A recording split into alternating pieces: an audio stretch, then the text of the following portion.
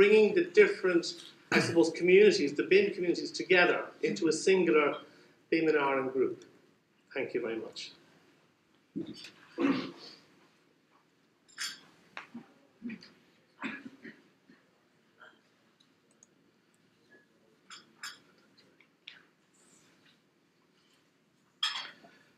Good morning, everyone.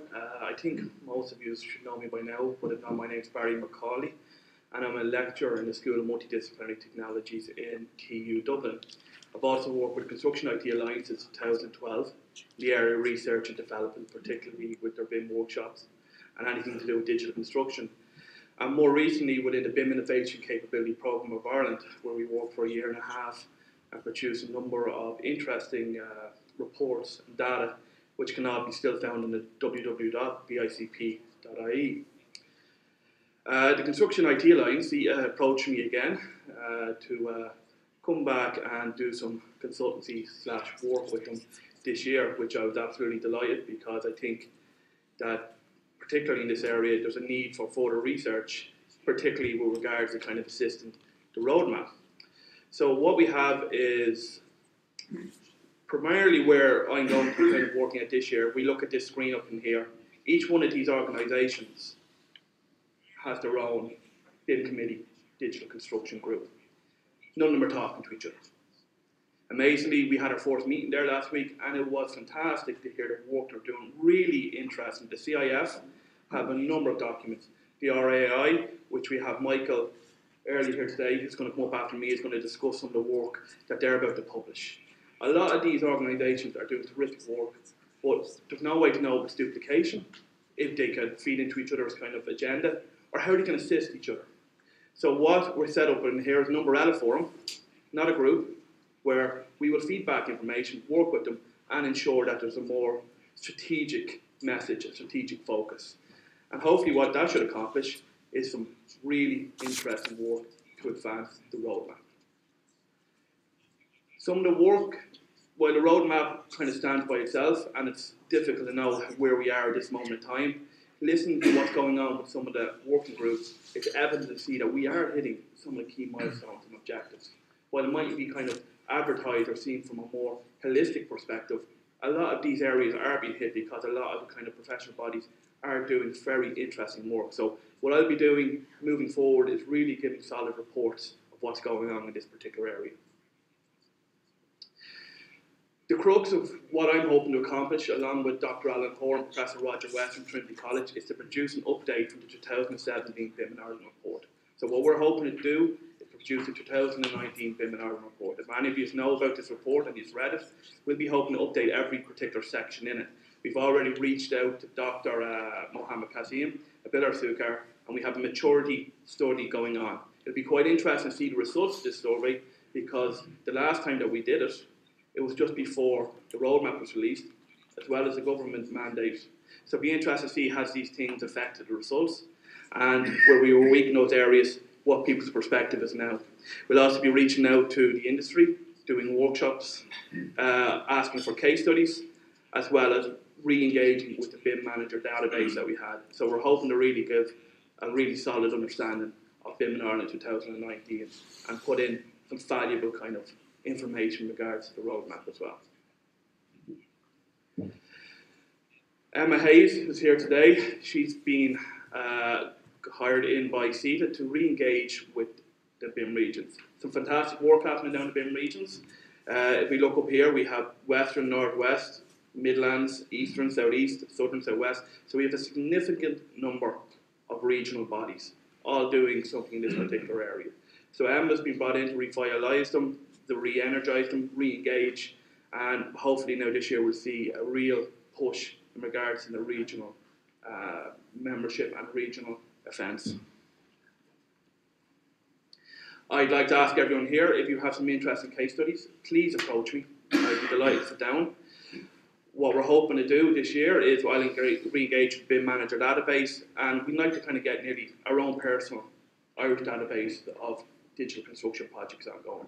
It'd be quite a powerful message to show the industry a series of projects, a number of different initiatives happening throughout the country, all the way down to Leitrim, to Galway, across the whole country, by putting this forward, it'll really show where we are and how mature and what's going on. So the more the better. So if you can approach me, I've put my contact details up here. I'm more than happy to kind of come to you and kind of get some information.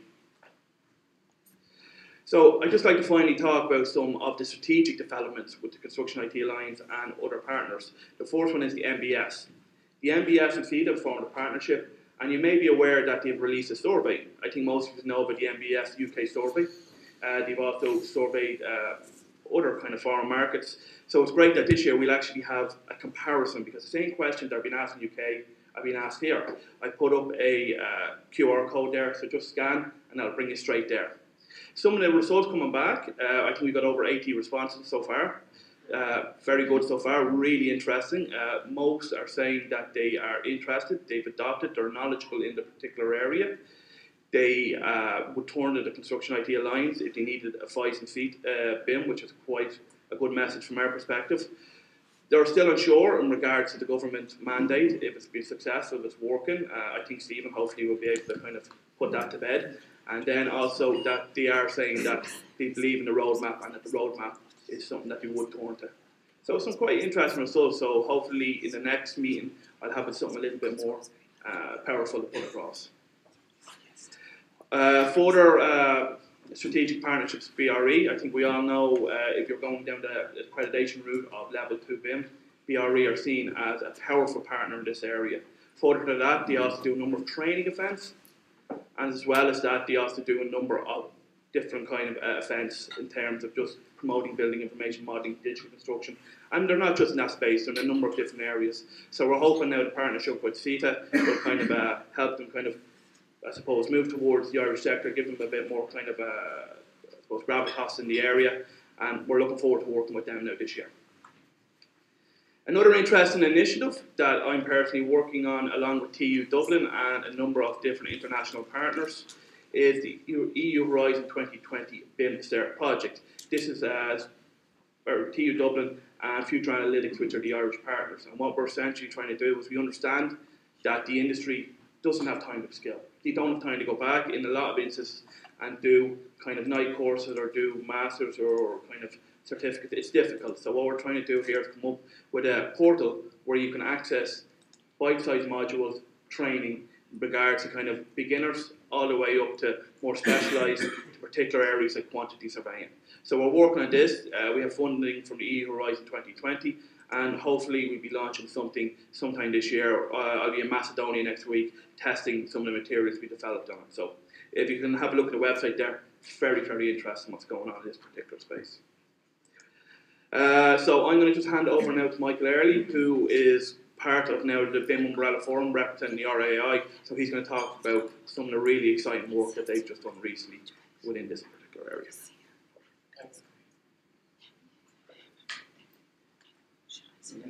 Thanks, Barry. This is just a very quick introduction. It's a sort of a preview because we just launched a BIM pack yesterday on our website, and we're still working out the communications plan for this, which will happen next week.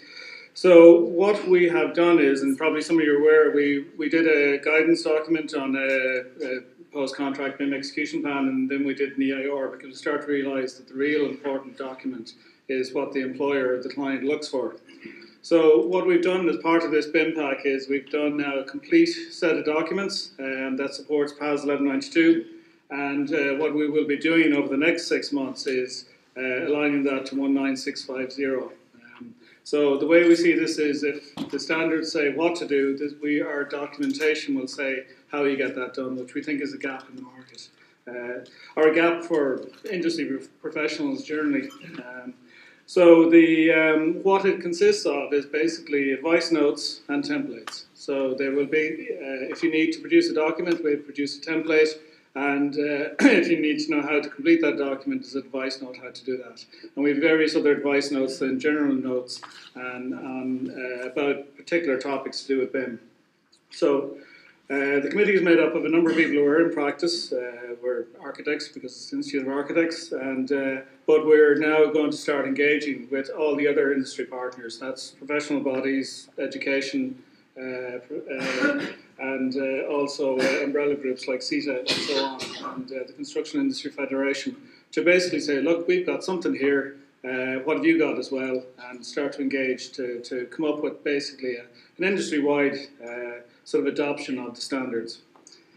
Okay, so what do they look like? So what we've done is the advice notes, they're all up there on the website, so just go to riai.ie, and if you go to Working with an Architect, there's a section on BIM, and you'll find that there. So we've done a level 2 BIM document. So what is level 2, in our opinion? Bidding on BIM project, advice on that. Compliance plan, how do you show compliance? There's a document on information management roles, so our interpretation of what they mean to our business. Guidance on the common data environment, and then the terms, definitions, abbreviations, which is basically something, if you're bamboozled by terms at a meeting, you can bring that along and it'll explain exactly what those terms mean. There's another document which is very useful, and it's it's information types. So we've gone through everything we produce as architects and said what that is, what type of document that is in terms of PAS 1192. So it's a set of deliverables. So it's a start, and we hopefully will use this to sort of engage with other industry partners as well, and what they deliver as well, and try and come up with a comprehensive list. It'll always be changing, but at least it's a start. So briefly, what we're looking at is the whole sort of information is, it looks at the brief, pre-contract, appointment, and post-contract. So for briefing, there's an organisation and asset information requirements, so what you as a client need to understand what to ask for in terms of asset information. Employer's information requirements, there's a template and the guidance document, and there's a pre-qualification questionnaire. And all these documents, you can take them as they are, or you can modify them, but we think they're quite good as they are. There's a pre-contract BIM execution plan, and then the supply chain capability summary, which is basically a document for you to assess your supply chain. Appointment documents, we've done responsibility matrix and master information delivery plan. There are templates at the moment, and we'll expand those out. The responsibility matrix is becoming really important in our business. We really need to define who's doing what exactly from the beginning of every project. And then there's a post-contract BIM execution plan, and then the appendices, which are basically documents that are set out the standard method and procedure for a project. Okay, so that's those documents. They're all up there. And that's the BIM execution plan, all the standard method and procedure. So they're quite comprehensive. They're we've gone through them completely. So we think they're all now at this stage, all correlating with the PAS standards. And we'd be happy to let anyone know that they aren't. Okay, so to get those documents, you go on to riai.ie, go to Working with an Architect, and then under Building Information Modelling, you'll have access to those documents. Okay, so what are our goals for 2019? So we're organising a CPD event. It's on the 28th of March. I think that's confirmed now. And Ralph Montague, who's on our committee as well, will introduce the BIM pack as well as part of that. We hope to engage with the NSAI, basically in the Irish adoption of ISO 19650, and also the national annex. We'll engage with professional bodies then on the BIM pack with a progression towards ISO 19650. So by the time we get to June, July, we would hope to be able to update those documents, have an industry agreement on what we are doing in Ireland in regard to 19650. So we engage with professional bodies as well on the plan of work. This is something that's been out there for a little while. We need to get it done to get a plan of work for our business. So what we do as architects, what engineers do and so on, and how we all work together under a common stage system as well. And we're engaged with the professional bodies then on the comprehensive benchmark responsibility matrix, so we understand each other's scope. And then to provide advice for small firms. There's a lot of small firms doing BIM, and are not small firms, I suppose, possibly struggling with BIM. It's a lot of information, and so that's one thing we need to concentrate on, is that it's not all about big companies. And then to look at then extending the information as well, or the advice on the handover and asset information. So anyway, any suggestions that you have on the information that's there, if you send those to info@riai.ie for the attention of the RIAI BIM committee, we'll happily take those. And if you want to engage with the committee on these standards, if you send an email to that as well, and we'll happily engage on that as well. So that's it, just giving you a preview update. There'll be more information on this over the next couple of weeks, so just watch out for it. Okay, thank you.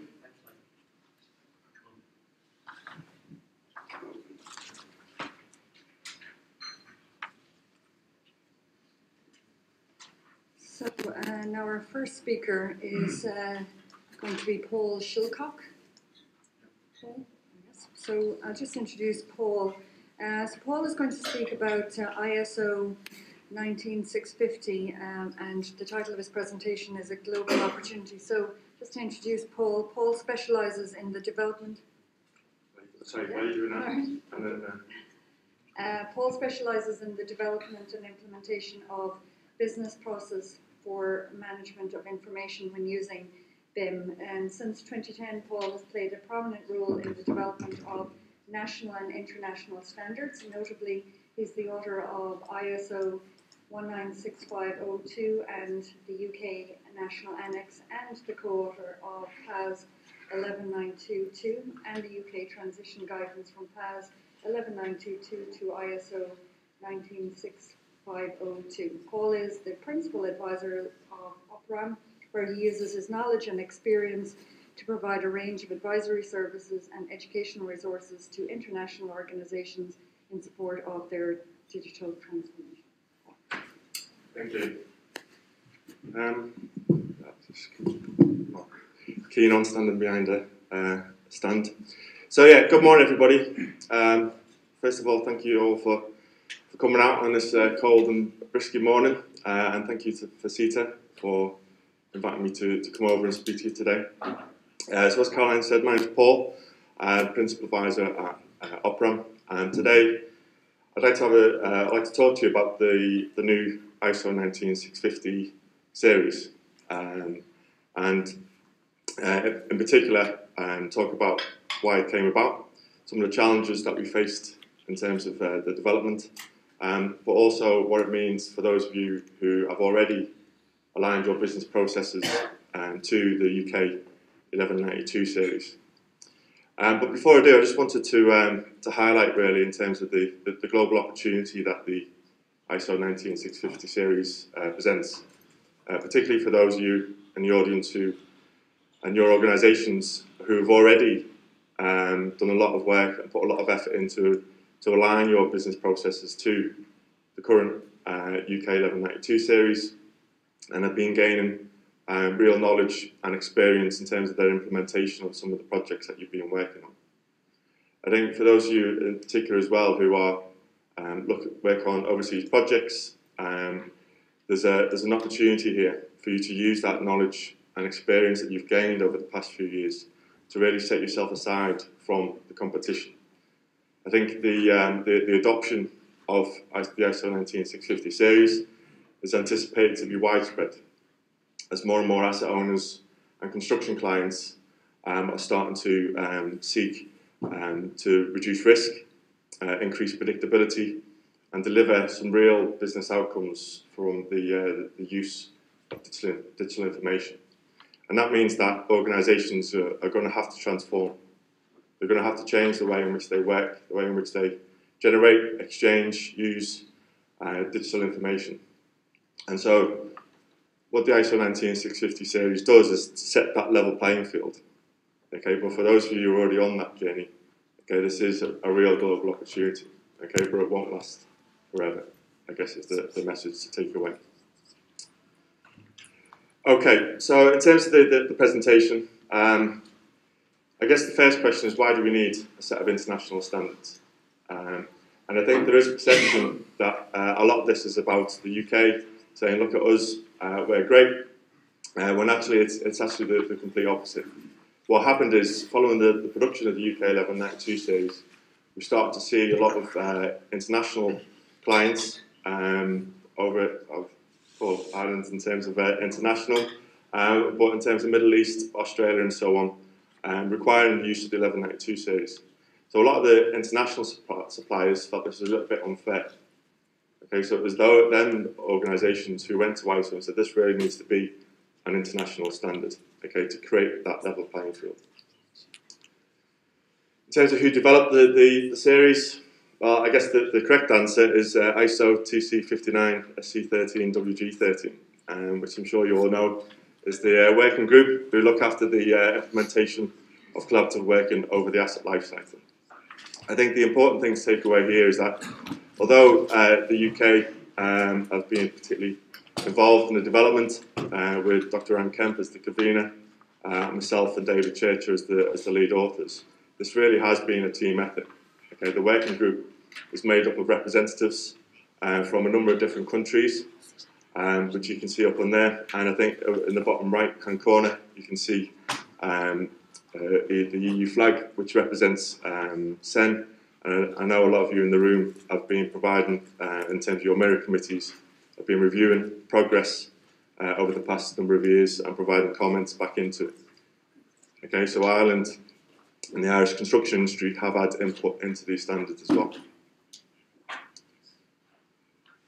So before we start, I don't want to make too many assumptions. As I say, we're going to look at the ISO, but also what it means and how it was built upon the UK 1192 series.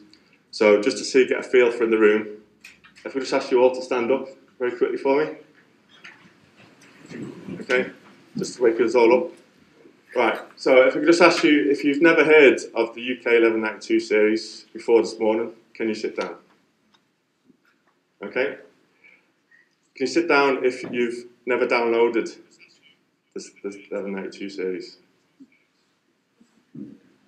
Okay, can you sit down if you've downloaded but never actually got around to reading the 1192 series?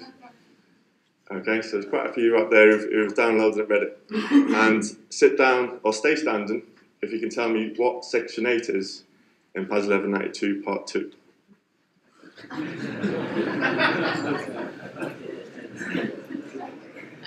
Ralph, come on mate, don't let me down. Okay, so it's only me and Ralph who needs to get out a bit more, isn't it? Okay, so it seems to be there's a bit of at least there's a general understanding. So one of the biggest questions we get asked is, okay, so what's changed? Okay, we've been trying to get our heads around this 1192 series for a while, and now you go and publish another set. And really, I think the main takeaway here is that not a lot has actually changed in terms of the concepts and principles that are within the UK 1192 series. Yes, there's been a little bit of restructuring because we needed to comply with a lot of the ISO editorial rules. There's been some amended terms, okay, trying to get an international consensus on some of the terms used within the standards. It was difficult enough to get it agreed or consensus in the UK, never mind internationally. So some of the terms have changed, but also there's a couple of new terms as well. And they're only really being added, I think, to add clarity in terms of to some of the terms. So what we'll do now, just very quickly, we'll just go through each of these so you get a feel for what's changed. And in terms of the restructuring side, as you know, standards isn't the most interesting of subjects, but I think reflecting on the journey over the past few years, it does have a feel of we've sort of like been trying to bake a cake, okay, in terms of trying to take the ingredients from a number of different standards and to output this as a new standard. So that led me to thinking about the Great British Bake Off. I don't know for those of you who are familiar with that. So up here you've got Steph, who's the BSI committee member, myself and David. But this really at some point was a bit more about the Great International Bake Off, okay, in terms of trying to take the raw ingredients and to produce the standards. So what we're going to do just very quickly is we're just going to go through and look at basically the ingredients and the methods used to produce the ISO standards. And the first one we're going to look at is part 1. So part 1 looks at the concepts and principles for the management of information throughout the asset life cycle. Okay, so starting from cradle to grave. So the first thing we did is we took out the concepts and principles from BS 1192. And those of you familiar with that standard, when we're talking about concepts and principles, we're talking about the collaborative production of information and building better teams to work collaboratively. We then took out the concepts and principles from PAS 1192 Part 2. Okay, there we're talking around the collaborative exchange of information. Okay, putting the client at the centre of the process.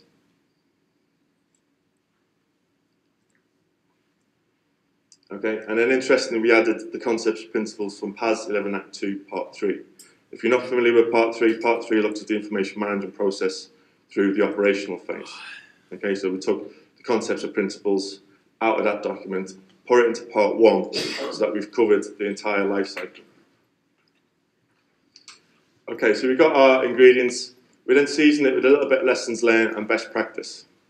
What that means is since the publication, going back to BS 1192, 2007, 2013, 2014, a lot of lessons have been learned. And hopefully what we've done is been able to season the ISO standards with a lot of those lessons that have been learned. So I've mixed round and round in circles, and I think during the term, or during the development process, it did feel like we were going round and round in circles. I think when we first met as an international working group, a lot of people thought they turned up to develop a BIM standard. Okay, and what took a while, what we had to do was try and re-educate them that this was an information management standard. Okay, this is about business process when using building information modeling. Okay, so it's not about data structures, it's not about technology, file formats. Okay, it's about the business processes that are applied for the effective management of information. And then put in the oven and set the timer for 4 years. Okay, but I think when we first met as a group, we were told that an average international standard takes about 5 to 7 years. And I thought, really? I'll have this knocked out in 6 months. Okay, but lo and behold, it was actually 4.5 years from start to finish in terms of developing the standards, but then getting that international consensus, okay, that we were able to publish. And then during that time, there's a little bit of basting with compromise. Okay, as the authors, our aim was to try and to retain as much as we could from the UK 1192 series. Okay, to ease the transition from those of you who are familiar with 1192 into 19650. But because we were trying to get that international consensus, as I say, mainly around some of the terms, we had to sort of make a couple of compromises throughout. So in the end, we've ended up with Part 1. Okay, so that's your concepts and principles for the management of information throughout the asset lifecycle. The second in the series to date is Part 2. Okay, and this is looking at the management of information through the delivery phase of assets when using BIM. Okay, so again, it's not a BIM standard per se, it defines the information management process. So the recipe for Part 2 is we've taken the main clauses from BS 1192. Okay, so we're starting to talk about the review, the check, the approval, the authorization, the acceptance of information within a shared repository, which we know and love as a common data environment. Then we took the main clauses from PAS 1192 Part 2. So really, we overlaid the information management process defined within it. Okay, and I think one of the main misconceptions around PAS 2 is around that the process is to be applied for per project. Okay, when actually the process was designed to be applied for each and every appointment or contract on a project. Okay, and hopefully what we've done is we've clarified or made that a lot clearer in Part 2. So no Part 3, because we're only talking about the delivery phase. But again, seasoned with some of the lessons learned and best practice, okay, that has been captured over the years. Round and round in circles, put in the oven again for 4 years, okay, in terms of that development process. Based on with compromise, and I think, you know, from looking at Part 2, which has been written as a specification, so what you'll find in Part 2 is that the clauses include the modal verb shall, okay, as in somebody shall do something, okay. So that gets a lot of people nervous, okay, in terms of a specification that says you have to do something. So I think on the compromise front, most of the conversations were around part 2. But we weren't always successful, okay, in terms of that compromise. There were certain things that needed, what we felt needs to be in the standard, but never in a million years we were going to get an international consensus. Okay, so we came up with the idea of a national annex.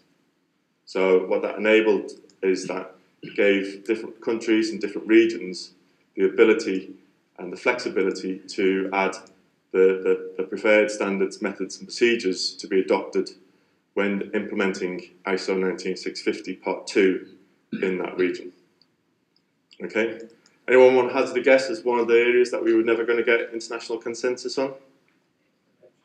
Naming convention. Jeez, if I spend another hour of my life talking about naming conventions. But yeah, obviously that was one of the areas. I think it's important to note that the national standard, national annex,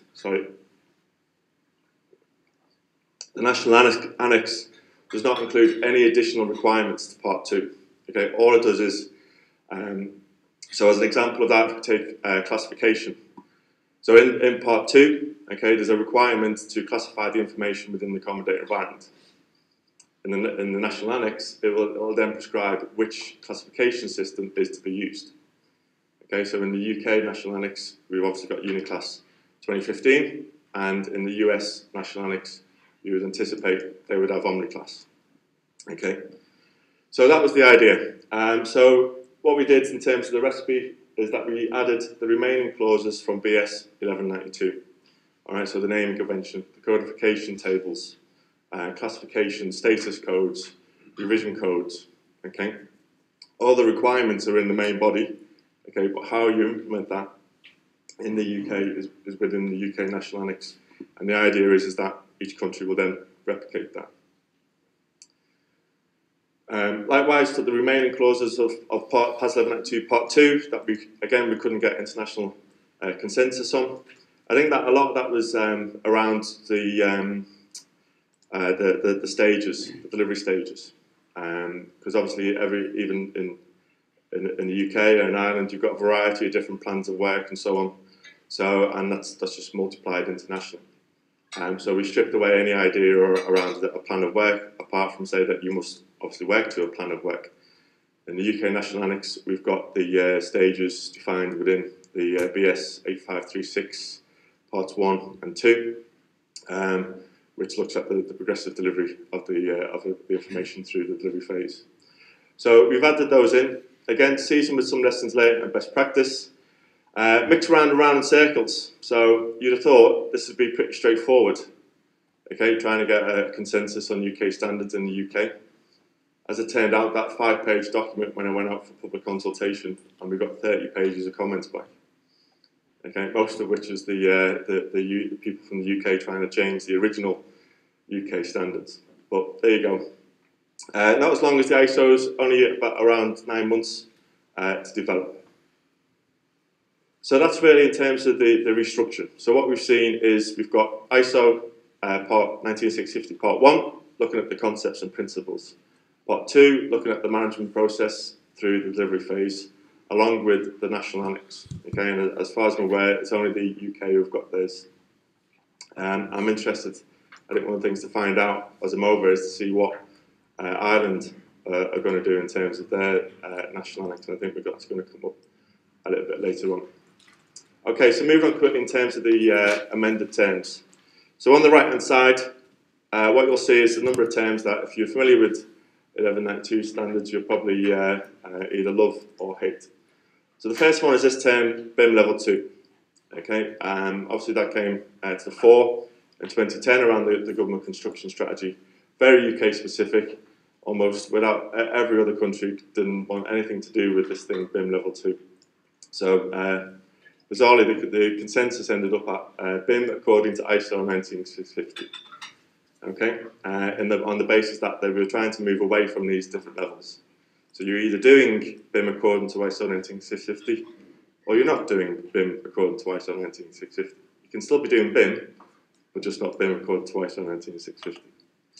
The next one is contract. So a lot of countries, particularly the French and the Germans, don't like to see anything to do with contracts or commercial in their standards.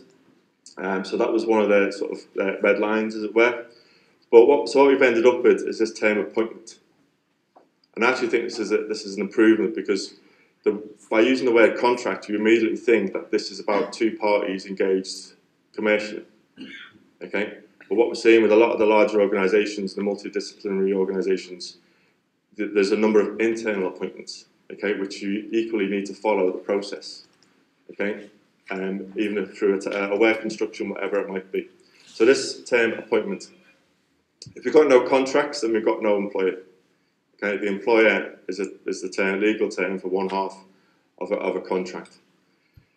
So what we've ended up with is the appointing party and the appointed party. And this gets a bit of a mouthful, okay? But if you keep repeating these, it's a bit like beat a piper, pick the pepper, when you're sort of trying to explain in terms of different parties.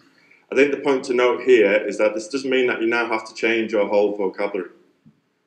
Okay? All this is doing is providing a mapping from whatever you call the appointing party. So in the UK and Ireland, it's probably going to be the client. In America and the US, they call it the owner. Okay, but the term appointing party provides that mapping so that we know what we're both talking about. So we've got appointing party and appointed for both sides of the appointment. If we've got no employer, we've got no employer's information requirements. So what we've ended up with is exchange information requirements, which again I think is actually more appropriate, because when we started doing the old switcheroo, when the client's the first employer, then the lead supplier is the employer, and then the supplier is the employer, and so on, it got a little bit confusing. Okay, it does what it says on the tin. Okay, they are the requirements for information that needs to be exchanged. The other one is file. So for the standards lovers out there, you will have noticed that in BS 1192 they use the term container. All right, so a container can be a file. In PAS 1192 Part 2, there was a feeling that no one really got the word container, so we introduced the word file. In ISO 19650 Part 2, the consensus was to go back to container. All right, so we're back with containers, and a container can be a file, a folder, a layer, a database, whatever. Something that just contains information. Level of definition, that was an interesting discussion. I think the main problem here, as a collective term, for the level of detail and level of information, is that you've got, when you abbreviate level of definition, you get LOD, which then everyone thinks is the level of detail, which relates just to the graphical side. So what we ended up with was level of information need. So the level and the minimum level of information needed to answer the question. So again, it does what it says in the tin. The only problem is that we're now left with abbreviation LOIN. Okay, so, and last but not least, we've got volume strategy. I think generally a lot of people struggle with trying to get their head around what the terms of the volumes are and what a volume strategy is. So the consensus there was to introduce the term federation strategy. Okay, because this is about how the graphical models are going to be federated to allow for the concurrent working, and then to bring back as a composite so you end up with the entire asset. So they're just a few of the terms that have changed. As I say, they're only the mapping. So this doesn't mean that you've got to go back and now change all your documentation. Okay, but it's particularly only going to be relevant if you're working with international other parties or other teams internationally, or working on international projects. Or potentially what you'll start to see is the new terms introduced in some of the contracts. Okay, and then just to finish off, let's look at some of the new terms. So the first one is information management function.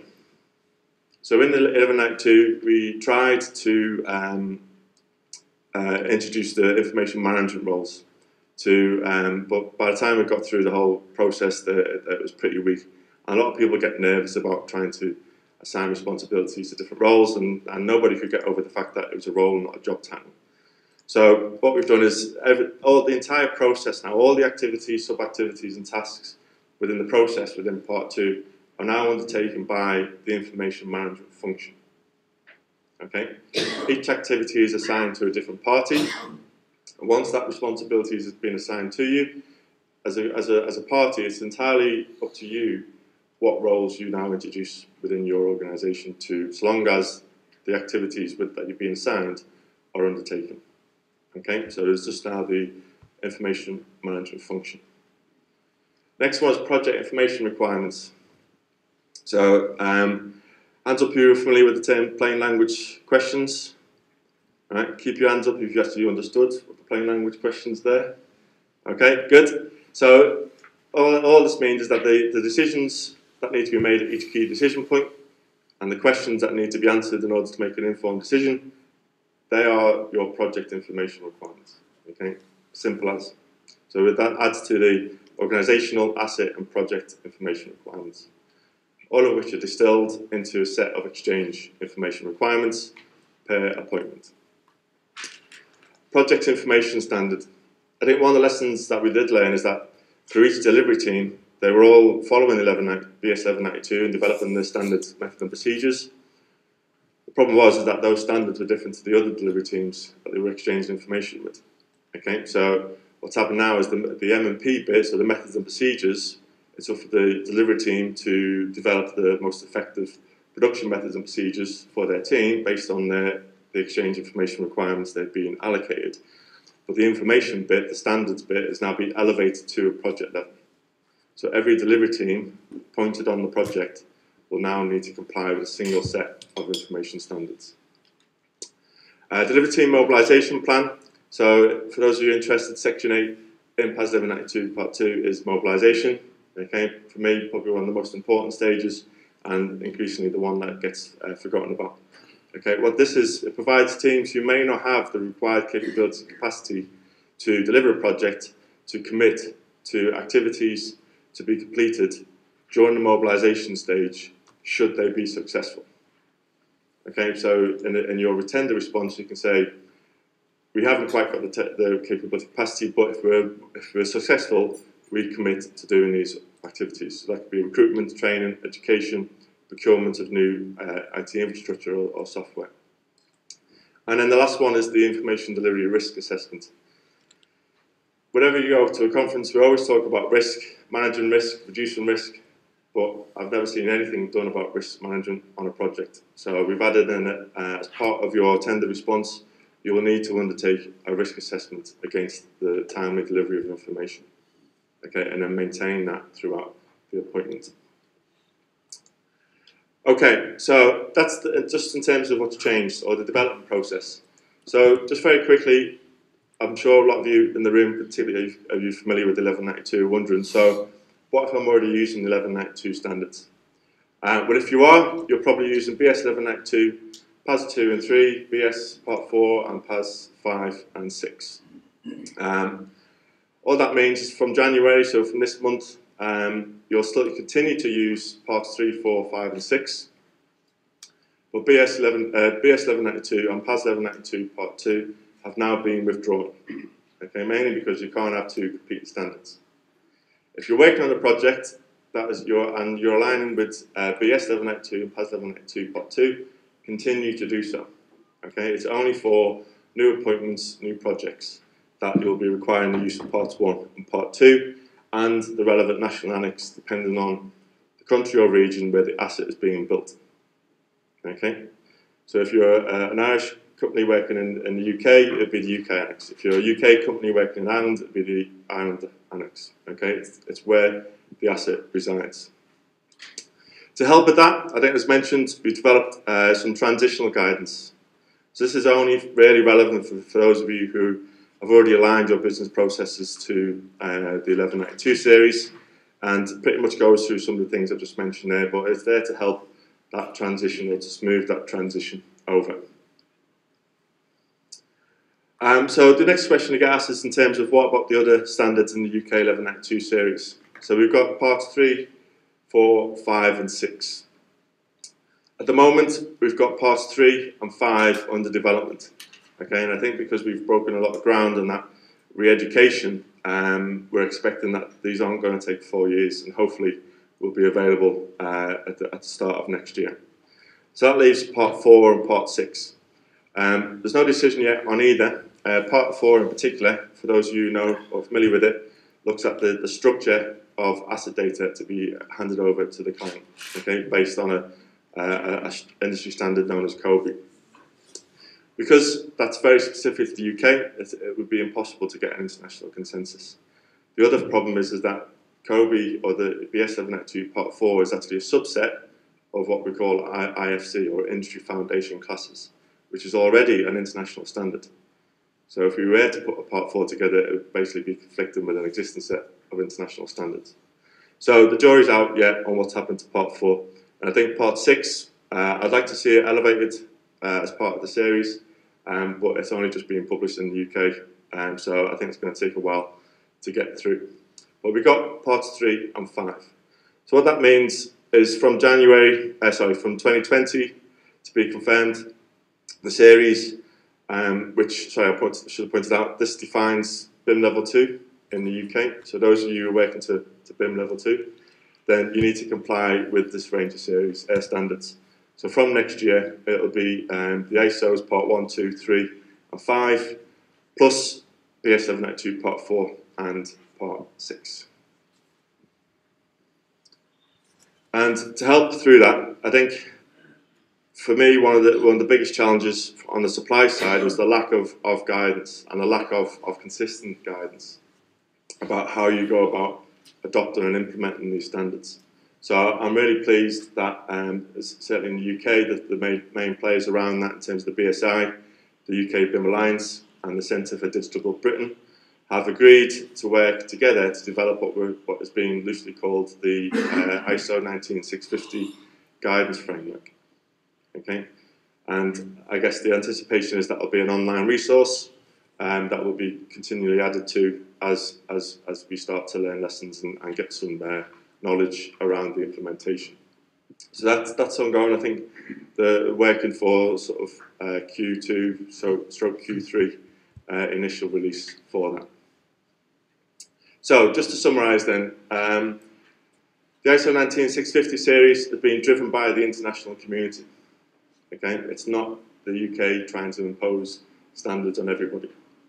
It was developed by an international working group, and Ireland have had their opportunities to review and comment and provide feedback on that. It is based on the UK 1192 series, and I'm pretty confident that it still retains fundamental concepts and principles within those series. It may look a bit different, it may smell a bit different, okay, but it is still what we know and love as the 1192 series. Each region can create their own national annex, okay. This is not an ideal situation, because for those of you who do work in different countries, what that does mean is that you are, unfortunately, although you have a unified approach to the way in which you work, you will have to be familiar with the differences between the national annex of each country. Okay, but we are where we are. BS 792 and PAS 1192 Part 2 have now been withdrawn. Parts 3 and 5 will hopefully be published next year, and there's a concerted effort now to get a single source of guidance around the implementation, practical application of the ISO 19650 series. And that's about it. Okay, thank you very much.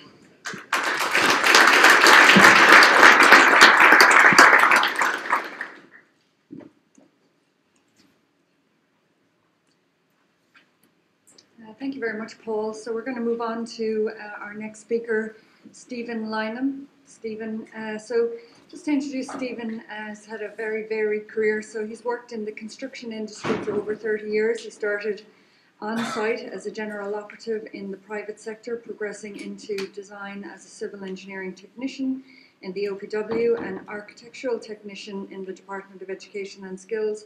And he's currently a senior engineer in the Office of Government Procurement with a role as Construction Contracts Technical Advisor. Stephen chairs the Government Construction Contracts Committee, BIM subgroup and Public BIM group, which consists of public, semi-state, civil servants and the construction sector, and has which a group obviously has a keen interest in utilising the opportunities that BIM has to offer public procurement. So Stephen's going to talk about BIM public policy and an update from the point of view of his current role, and so we're really looking forward to that, Stephen. Thank you very much.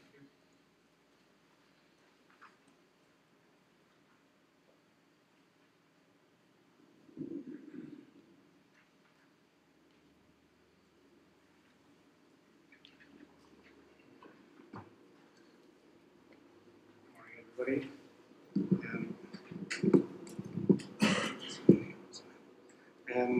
Hi, my name is Stephen Nynham. I work in the Office of Government Procurement. We're basically responsible for the policy for delivery of public service infrastructure in Ireland. The OGP, when they set their policy, they've developed a suite of government construction contracts. Government construction contracts, they're mandatory to use on all public works contracts. There are various derivations of the contract. There's 11 contracts in total, if you include the term maintenance contract. And again, our policy behind those documents are reinforced by the Capital Works Management Framework.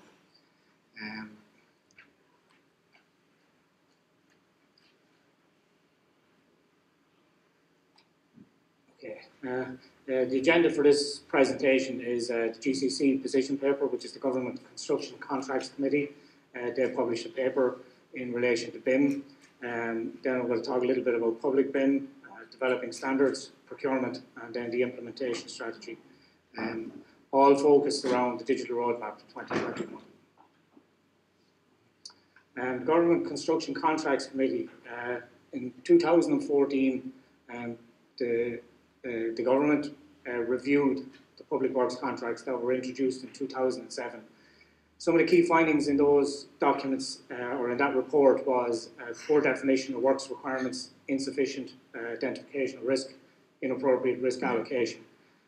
They also recognised in that report that BIM was recognised by the Government Construction Contracts Committee as a powerful risk management tool.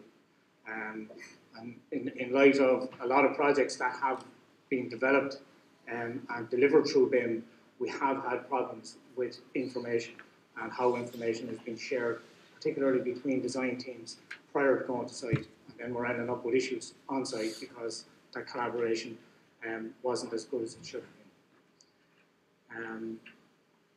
The Government Construction Contracts Committee, it's basically comprised of more senior people within various departments like education, defence. These will be senior people at professional level, and they're there to give advice on projects that don't fit the norm or fit the standard model for public procurement. They're also there to advise various bodies in relation to how to do their procurement more effectively. The structure and membership, core members of GCC comprise the representative departments with significant involvement in construction-related activities. Primary outputs is, the number one was to review the public works contract after they had been introduced in 2007. And they're an approval body for public projects that don't fit the mould for public works contracts. So if there's an alternative contract going to be used, the body that's promoting that contract need to go to the GCC and they need to make a presentation to them to explain why they don't want to use the public works contracts. And invariably, it's probably for more or less the very large contracts or very complicated contracts. In the GCC position paper was published on 15th March 2017, a statement of intent. These are objectives that were promoted by government policy. Cost certainty, tender award stage, better value for money, more efficient delivery of public works projects. Again, all these items listed here are key deliverables if you're going to utilise BIM. We would see BIM as being a way of being able to deliver these very effectively.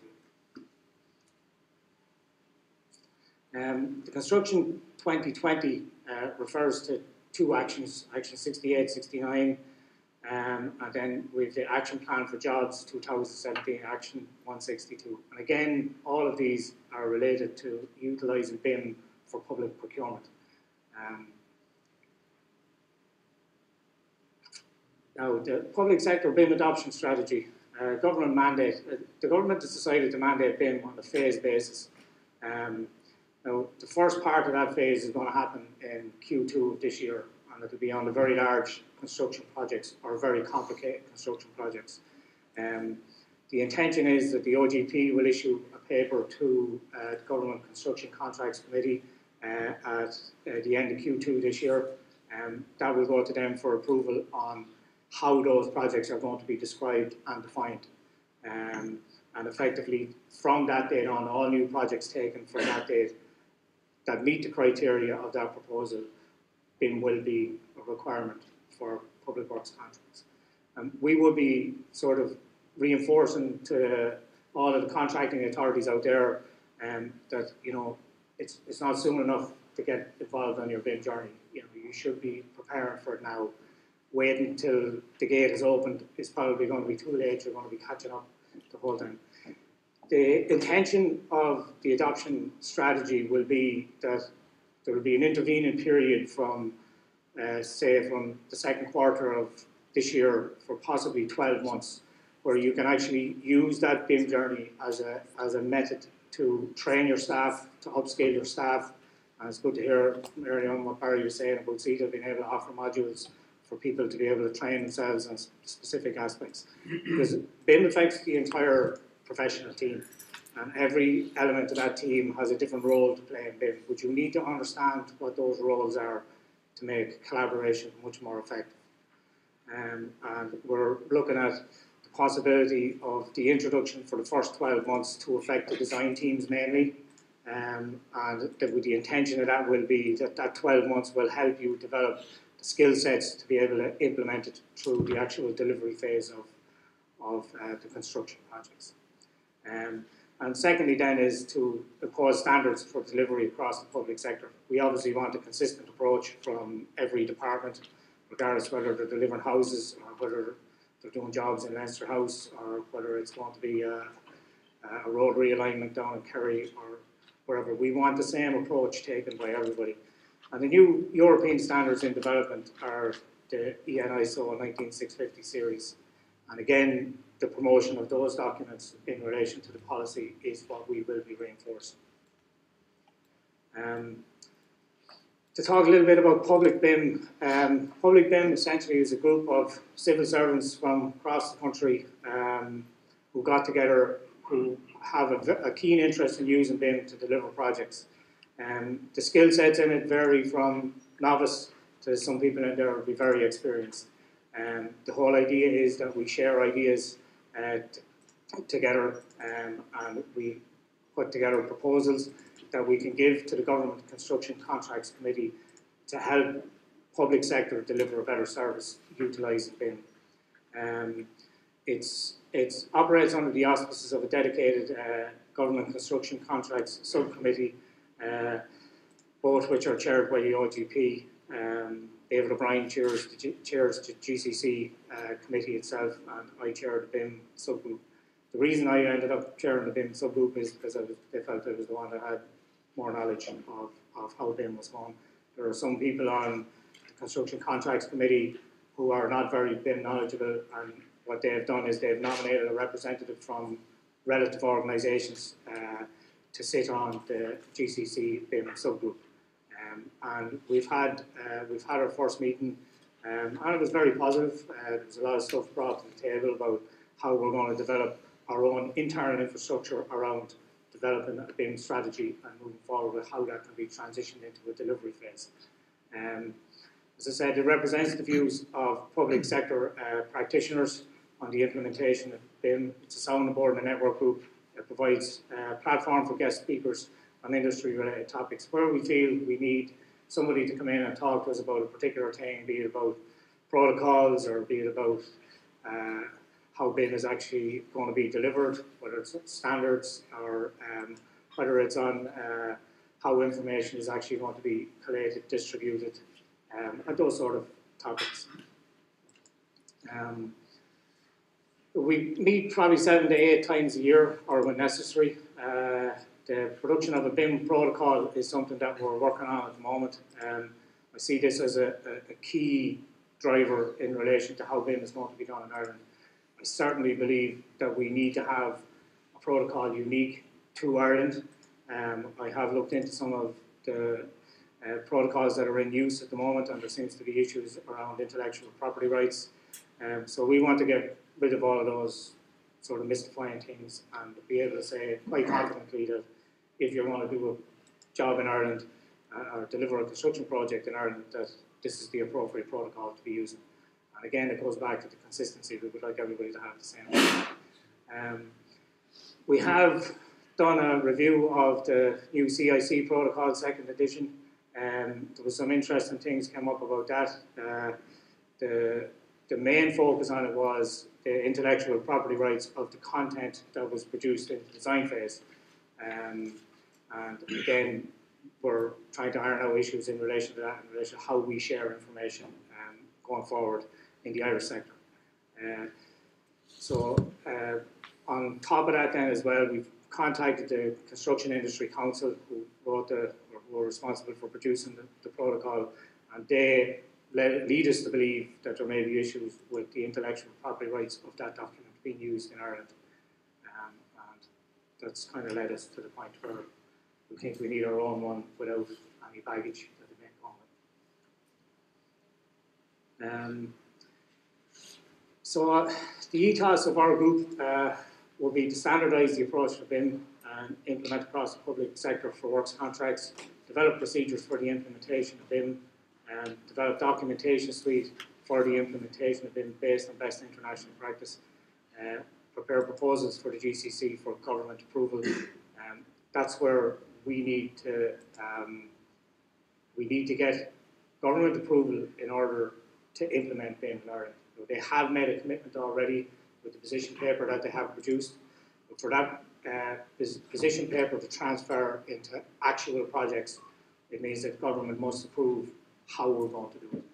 And that's going to happen, as I said, at the end of Q2 this year. It can collaborate with industry stakeholders to develop the best practice. We have in the OGP at the moment, we've undertaken an engagement with all of the professional bodies in relation to the pricing structure and the requirements that are needed, the job specification for architects, engineers, quantity surveyors. We're actually trying to get to the nuts and bolts of what is being priced, what are you pricing for. So the structure needs to be aligned with the BIM process stages. So if you're asked to produce a feasibility study at stage 1, when that feasibility study is done and stage 1 is approved, that you should be paid for at the approval stage, not having to wait till stage 3 or 4. So there is a fairly extensive review going on of how payments are going to be structured, particularly for the design team, which means that nobody's getting left out of the cold or having to wait 6 months to get paid for something that they've done, and it's nearly water under the bridge by the time payment does actually come around. The European Union have produced standards, and they're all based around the EU BIM task group. They've produced a handbook for the introduction of building information model by the European public sector. And again, we are governed by European public procurement. And all our procurement strategies at the moment are aligned with these. And again, although the introduction of BIM is to help us deliver a better project, we still have to be able to say that we're aligning with our European colleagues. The handbook is aimed at public policy users, national public clients, and the operators. So in order for the OGP to be able to deliver a mandate, we need to make sure that these boxes are ticked. If not, we won't get funding from Department of Public Expenditure and Reform. One goes hand in hand with the other. Now, the NSAI are the body that has been recognised in Ireland as the official standards body. And again, they have a mirror group at the moment who are reviewing the ISO 19650 series of documents, and they have a whole body of work in relation to how that BIM is going to be transferred, particularly directly into the Irish market. They've also set up a body which is the mirror group, and in that mirror group, they're looking at specifically the 19650 series and the fallouts of EIR's BIM execution plans. So there's a whole body of work that's going on in the background there in relation to those. They're also going to be the body that's going to be responsible for BIM certification. And at the moment, they're training their own staff to help do that. We are engaging with them from a public BIM side of things to how that certification is going to be done and how it's going to be delivered. And again, later on this year, we'll know more about that when they start to roll out their BIM certification processes. The current suite of standards, they're extensive and they're growing, but as I said, it's the 19650 series of documents that are going to be the mainstay for public procurement projects. So these are the documents, as Paul said earlier on, they're the ones that you're going to have to know and go by. They'll be your fallback in relation to how you develop your policies and strategies around how you do BIM. Procurement, and this is the big question in Ireland. From my background and experience, I've a very extensive background in project delivery. I've delivered everything from a €3,000–4,000 contract as an emergency fix on something up to 10, 12, 13 million euro schools, mainly in the Department of Education. The two codes, or the two pieces of legislation that come into play for public procurement is the Public Spending Code and the Capital Works Management Framework. Public Spending Code applies to all government procurements, from services, goods, utilities, you name it, it's all covered under the Public Spending Code. The Capital Works Management Framework specifically deals with construction.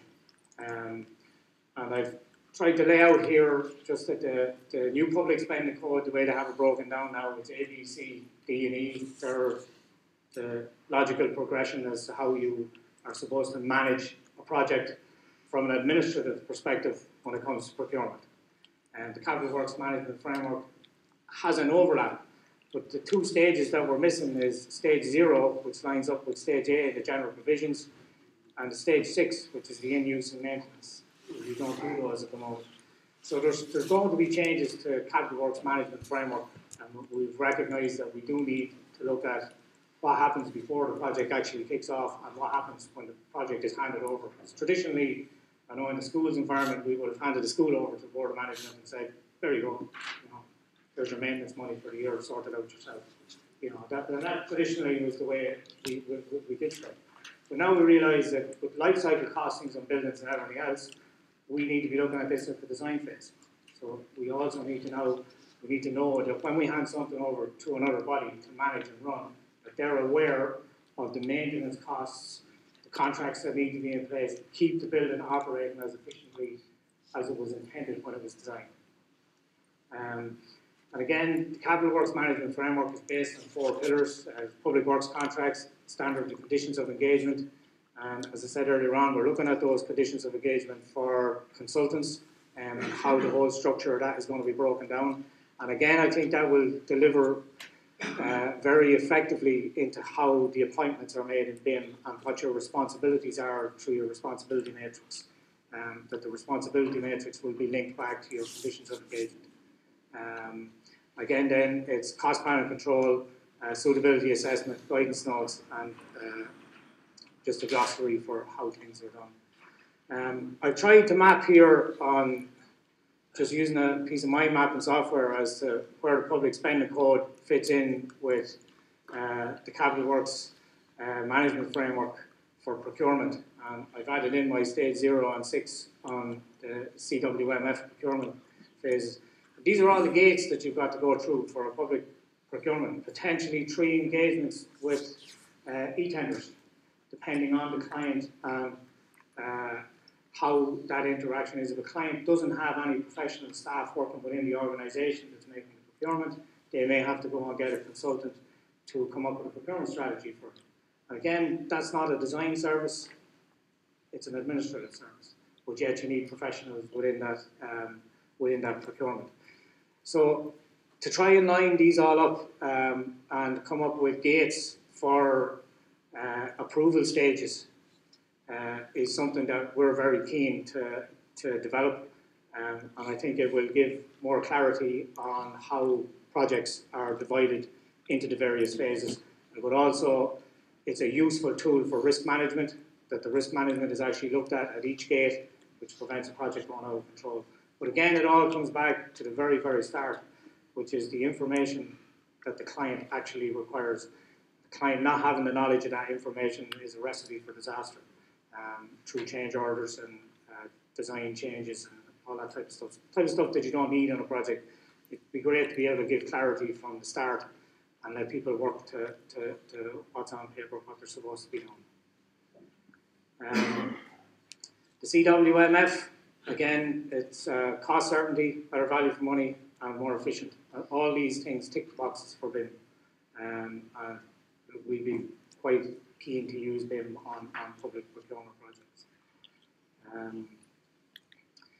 The implementation strategy. This is taken from the GCC position paper. And again, they have the public sector, the Band 5 projects, which invariably are very large projects or very complicated projects. Q2 of this year.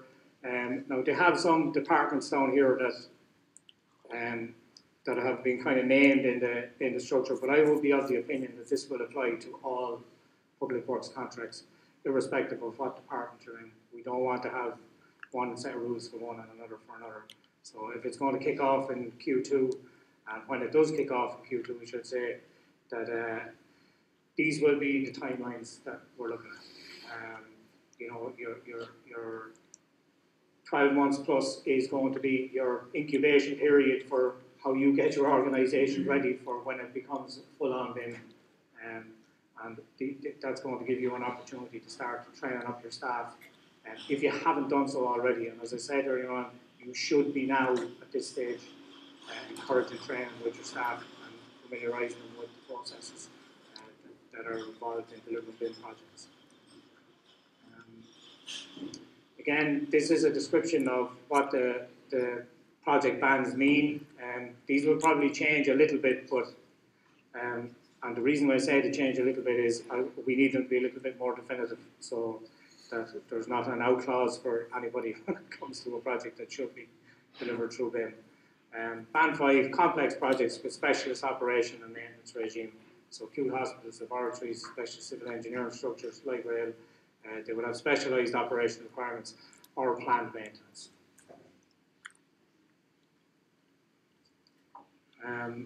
The implementation strategy, what the construction sector needs to do. One of the things we see quite regular on most public procurement projects is there is no procurement strategy, or the procurement strategy is very, very loose. Probably left to the QS in most stages, how we're going to do this procurement. Not really appropriate. The procurement strategy needs to encompass BIM. You can't decide to bring BIM into the procurement after the project has been approved. It's too late at that stage. It needs to be approved very early on. And again, the definition of the BIM requirements need to be delivered by the contracting authorities that we deal with, or the clients.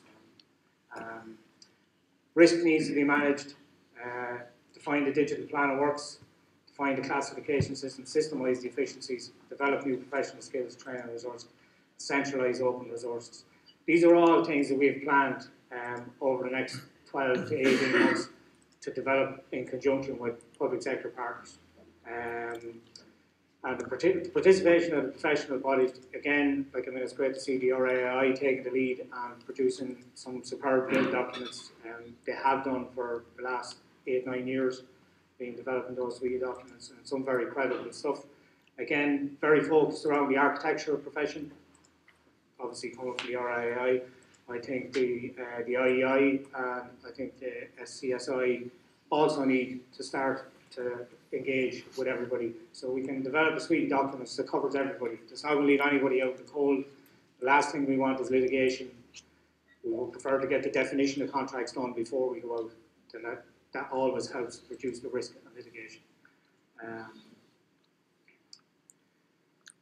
So that's effectively all I have to say at the moment on procurement. As I said, the key dates are Q2 of this year is when the first BIM is going to become mandatory on those large projects, and that's where we stand at the moment.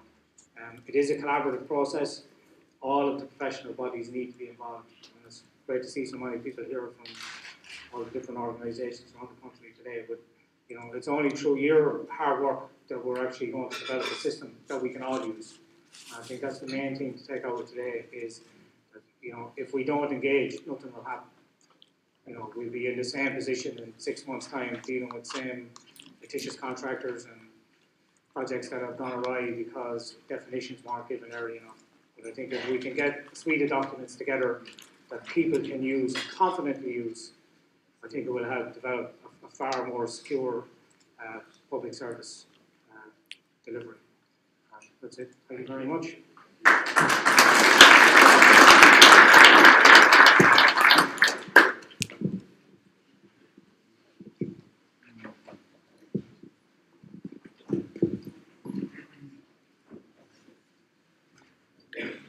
Thank you, Stephen. So moving swiftly along, I'm now going to call up Paolo Carbone from Transport Infrastructure Ireland. Paolo is Head of Public Transport Capital Projects, and he's going to be speaking about the client perspective.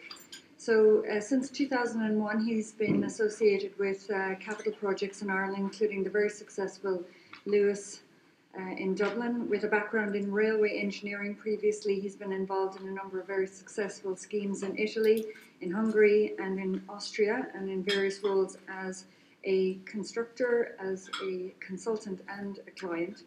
At present, he leads the Public Transport Capital Programme section within TII and has responsibility for Lewis, Metro and public transport projects and the remit that encompasses project management, design and engineering across the entire scope.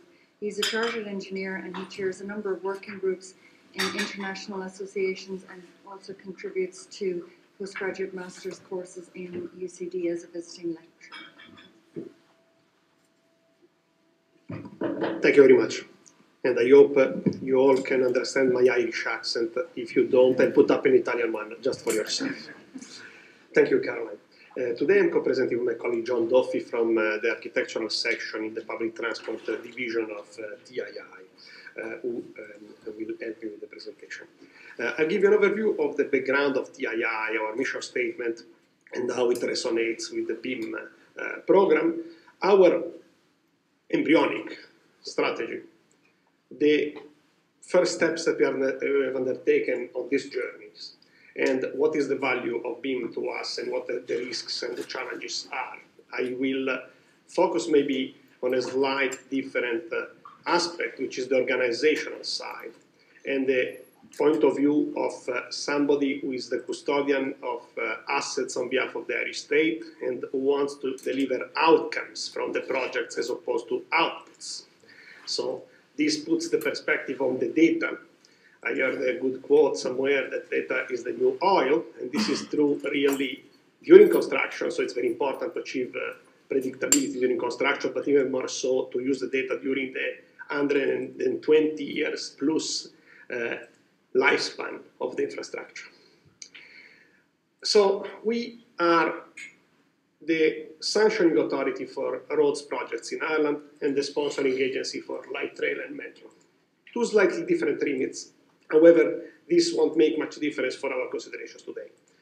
The galaxy of stakeholders we work with, though, must be considered. So DITAS, the Department of Transport, Tourism and Sport, is one of our partner organizations and our funding department for roads. We work with the National Transport Authority, who are the sanctioning authority for public transport, very closely. And obviously, we have a plethora of other stakeholders in the public sector. The GCC are a key partner, and we work very closely with them because obviously we use the suite of contracts, and from time to time we apply also for derogation when we have particular circumstances who call on this. Our purpose in life is to deliver outcomes and transport solutions, and that's in our mission. And our vision is to be leaders in this. In doing so, we want to deliver to a number of values, and they are there on the slide. And obviously, I won't comment on integrity. That's, to me, is a basic requirement, and it's facilitated by very good communication also through BIM, even in contracts, for instance. But definitely, collaboration and innovation are really values to which BIM is a strategic tool to develop, to deliver to this value. Our key drivers and our key plan, obviously, is the Project Ireland 2040 with the National Planning Framework and the funding plan called the National Development Plan, which includes a number of large projects, and I quote only a few on the road side, to Kettle Interchange, the M20, Cork to Limerick, to name two, Metrolink on the public transport side, of course, because that's obviously a flagship project and a very exciting program, which, interestingly enough, involves a digital element and data also during operation. And then a number of enhancements to the capacity of the LUAS, and 4 proposed new LUAS lines.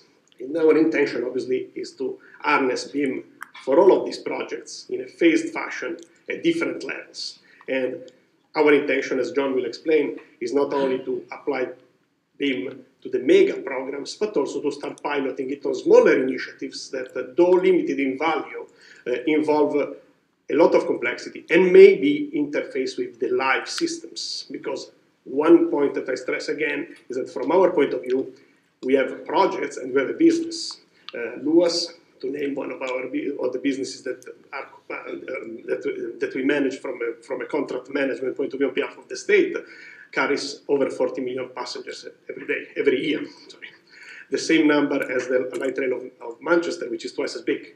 I won't quote the figures for them 50. So all of this has to be taken into account in delivering the projects, and BIM will help us in this as well.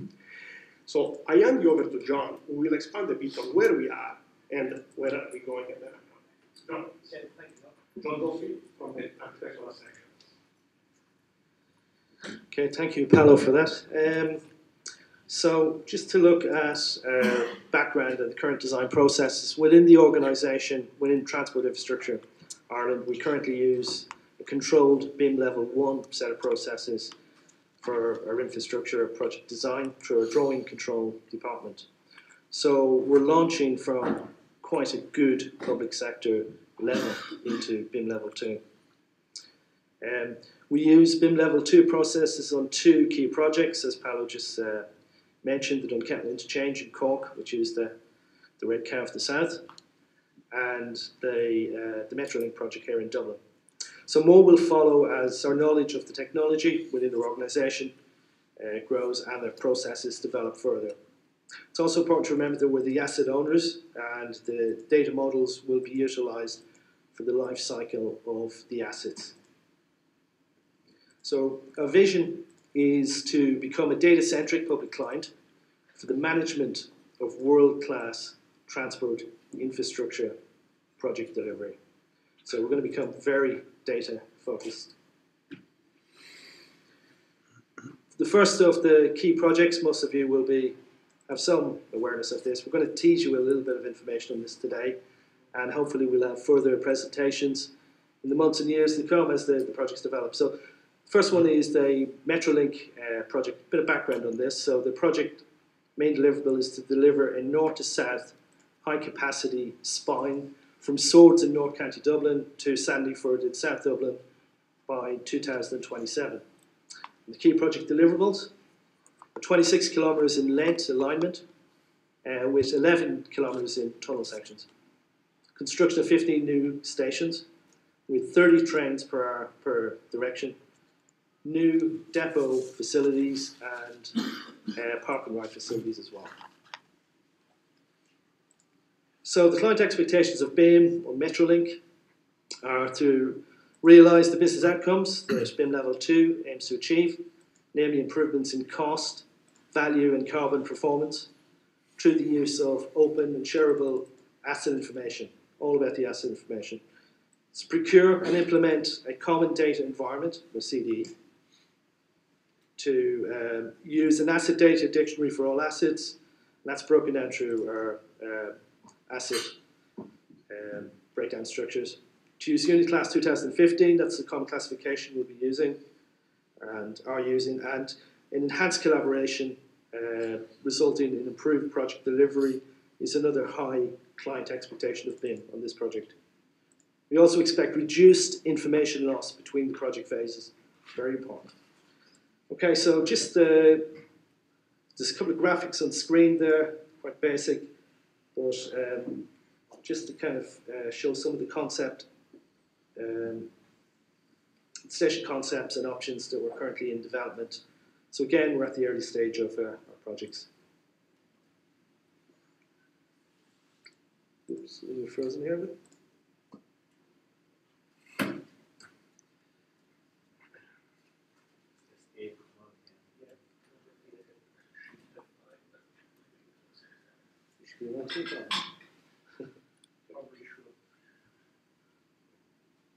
Right. Okay, so thanks for that. The second project I'm going to go through briefly is the Kettle Interchange project. So this project is our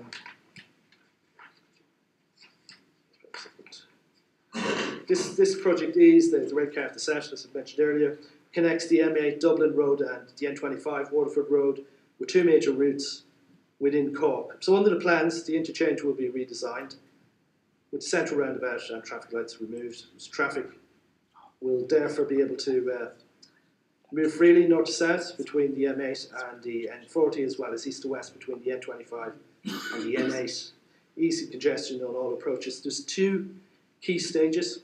First stage is the design, construction, planning and target cost development. And the second stage is the construction. The main construction starts in Q2 2019 and finishes in Q2 2022. So the project deliverables are 10 kilometres of new road links with 42 major structures, adjustments to the Jack Lynch tunnel approach to the structure, and one new grade separated junction arrangement to the east of the existing Dunkettle interchange. It's 4 roundabouts, several culverts, pedestrian and cyclist facilities. And the client expectations of BIM on the Dunkettle interchange.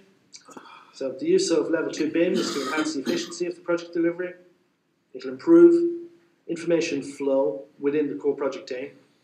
So improvements in design and construction efficiency in a congested and live traffic environment. The use of 3D data models will assist with decision making. And it's readily available, there will be readily available project data for use post-construction asset management. So overall, the challenges of BIM to TII, to our organisation, are this. So BIM will necessitate changes in our work practices, people issues with regards to training and skills, technology issues including hardware, software, data security, procurement, supply chain readiness for project delivery. On the process side, there are complex information workflows on large projects. These will need careful planning. At policy level, at government level, there's guidance across the public sector organisations which are in development through the OGP and the Office of Government Procurement. We heard Stephen talk earlier about that, and these will be incorporated into our projects. Band 5 projects mandate is due to be triggered Q2 2019. We've heard Stephen talk about that earlier, and we have 2 key projects already using BIM level 2 processes currently in the process of design. So overall, the value of BIM to TII: it enables development of more sustainable design using data models for analysis. It creates a digital twin of the asset to tender stage and construction. It also provides valuable asset data and project knowledge for continuous improvement. It helps convey the construction methodology to stakeholders through the use of data models. It improves collaboration and design coordination. And the data gathered through the project process is of high value, particularly for handover and for operational phase. So TII look forward to embracing the technology for delivering Irish infrastructure projects faster, smarter and better. Thank you.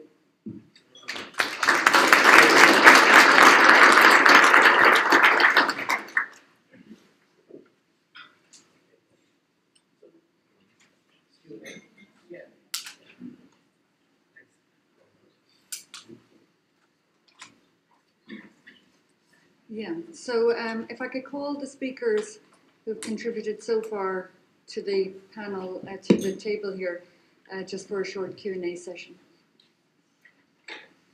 It's very low. It's like if you're going to sailboat with the boom going across. You know? Drive.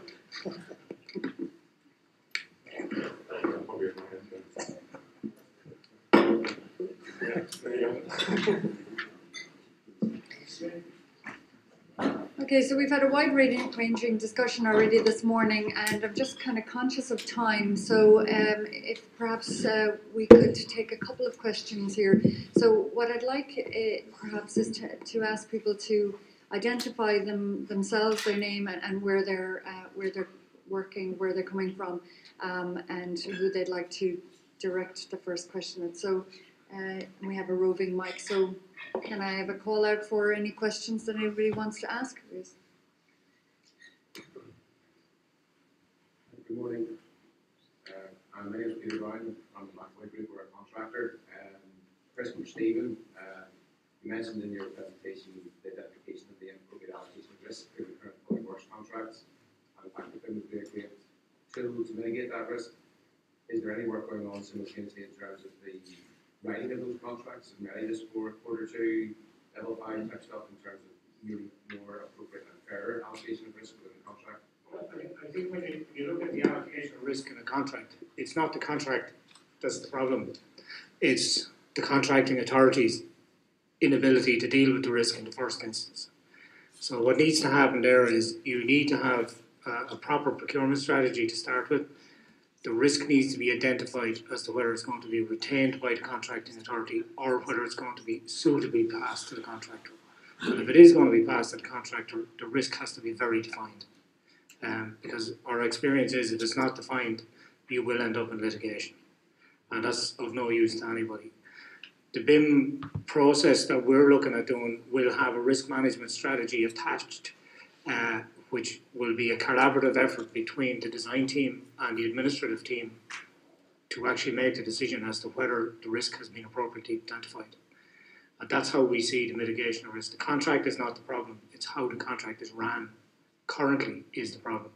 And I think through using the BIM process, people are going to be able to far easier see the risk that's involved. And once the risk is identifiable, then the advice from the construction professionals to their clients will be, you need to manage this risk. You know, and that will become a policy part of the BIM implementation, as opposed to something that's a tick box exercise at the moment. And we'll assign all the risk to the contractor and let him worry about it. That approach is no longer, you know, I mean, we recognise that the OGP, it's not acceptable. It's common practice at the minute, so we have to develop a system that's going to help eliminate that common practice. And the only way we can do that is to educate people about how to do it properly. And that's the approach that the OGP will be taking through the construction contracts at the moment. That's one word. Yeah. Nice. Great to see the progress that OGP are making. I know you've done a considerable amount of work in that respect. How confident are you in terms of progress of all the contracting authorities to be ready? Our frustration, we're an oil and space contractor, in level 2 since May 2016, March 2016, that was mandated by the UK government then. And that mandate, despite it being a mandate, we've been asked to do very few. Then we do it as a matter of good practice internally. It's a good delivery tool, and our procurement is aligned to that end. But we very few public sector contracts clients in the UK ready to do it. Some very large ones, but the majority nowhere near it. So given that they've been on the journey maybe a little bit longer and have refined a little bit, how comfortable are you that the contracting authorities or the employers are ready? Yeah, well, ultimately it's going to come down to people wanting to engage in the process in the first instance. We've looked at how the UK have delivered their BIM implementation strategy, and we've obviously everybody left everything to the last minute and people just weren't ready for it when the curtain came down and they said from now on. That's why we're adopting a phased implementation process. And part of that phased implementation process is to afford the opportunity to all the people engaged in the BIM process to actually do on-the-job training, as opposed to looking for people that are fully qualified in everything. I mean, we'd end up with very few contractors in the Irish market anyway that would be actually eligible or be shortlisted for a job if that was the case. So we have to have an approach where when we mandate, we're going to allow a grace period for learning how the BIM process works, and they will be defined within a period of time, some 12 months, some will be 16 months for some different types of projects. But at the end of those 16 months, then you will be engaged in full BIM right the way through to asset delivery.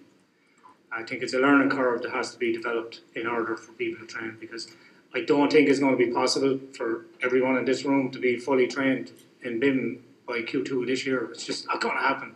You know, there's a reality there that you have to accept. That there is a deficiency.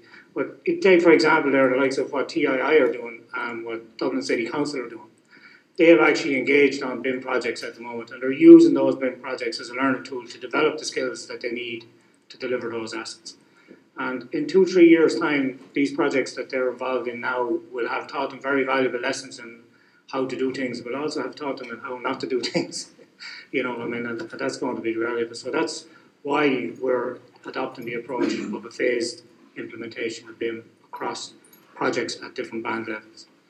Ultimately, the goal will be in 5-6 years' time, we'll have a BIM-ready community.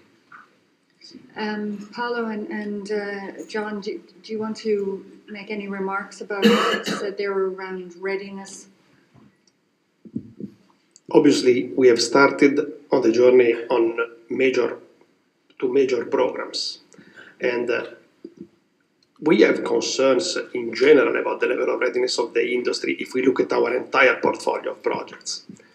We are looking now at introducing BIM on smaller initiatives exactly for that purpose. So, for instance, and I don't quote any project in particular, but we have a program of resilience projects to enhance the resilience of our infrastructure. Climate change brought a number of threats. So there are small jobs that are complex in nature because, for instance, involve replacing the roof of a control room while underneath the control room is operational, to name one that has been recently completed. My intention is to start rolling out initiatives like this through a usage of BIM. For instance, on Lewis Cross City, BIM was used at level 2 to deliver successfully the tie-in of the red and the green line, and it avoided a lot of clashes between utilities and our infrastructure. If you recall, there was a blockade of a number of weeks, and it was achieved in around about 2/3 of the time that was allocated. So large contractors tend to be more ready, but I think we'll have to allow, as Stephen mentioned, a possibility of learning on the job. That's the best way of doing it. Alan? Just a general comment for your question, really. What I was involved with over the last few years, I've looked at international programs and seen where the capability was most successful. There's obviously a lot of proactivity going on within the public sector. A lot of agencies are taking the lead themselves. But do you see, or for example, the roadmap being the support framework for successful adoption of BIM in the public sector? And if so, would you have a view on when that should be implemented going forward? I think the roadmap has been a milestone for BIM in this country. I mean, it has set out a plan for everybody to look at. We have responsibilities as the Office of Government Procurement to deliver on the roadmap, but everyone else has responsibilities also. I do believe that the government do need to set up a specific department or authorise a specific department to deal with BIM for public sector procurement in relation to support services, documentation, collaboration of all the relevant stakeholders, and actually somebody that's going to be funded and appropriately funded to be able to bring all that information together and actually get it out there. I think it's a big ask for any one small organisation to do it. It has to be somebody placed that has experience and skill. I do know there are ongoing negotiations with several departments at the moment in relation to who's going to be given that I don't know who it is yet. But I do agree with you. I think it does need a resource behind it to give it the clout that it needs to engage everybody. Absolutely. Just conscious of time, are there, sorry, you wanted to make a... question, but yeah. Oh yeah, I was going to call for another question. That's probably going to be the last question though, just keep it in time. Geraldine?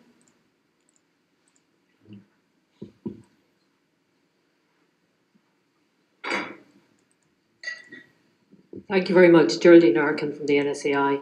I suppose firstly, I have a number of comments, and firstly just to congratulate CITA on the progress that they've made over the past number of months. It's terrific to see all the activity that's ongoing, and look forward to further developments. I suppose from my perspective, it's great to be at a meeting where the central topic is a standard, and that I'm not pushing the agenda. So well done to everybody in this room. Those of you who are attending our various consultative committees, our mirror committee, and to acknowledge the work that you've done. I suppose particularly to acknowledge, Paul, the work that you led and championed at ISO. And I know full well what was involved in that. And you raised the question in terms of the national annex and how Ireland's going to react to that. And obviously that's something that's very much on our agenda. It will be largely and mainly informed by stakeholders in this room, both public and private, in terms of what's best for Ireland. And I can see that happening over the next period in parallel with all the other activities. Confirm that yes, we have completed our training and our setup to offer BIM certification to companies here in Ireland. And finally, of course, to say that for anyone who wants a copy of the standard, you can of course get the IS standard from ourselves. Thank you very much. Thank you. Paul, did you want to?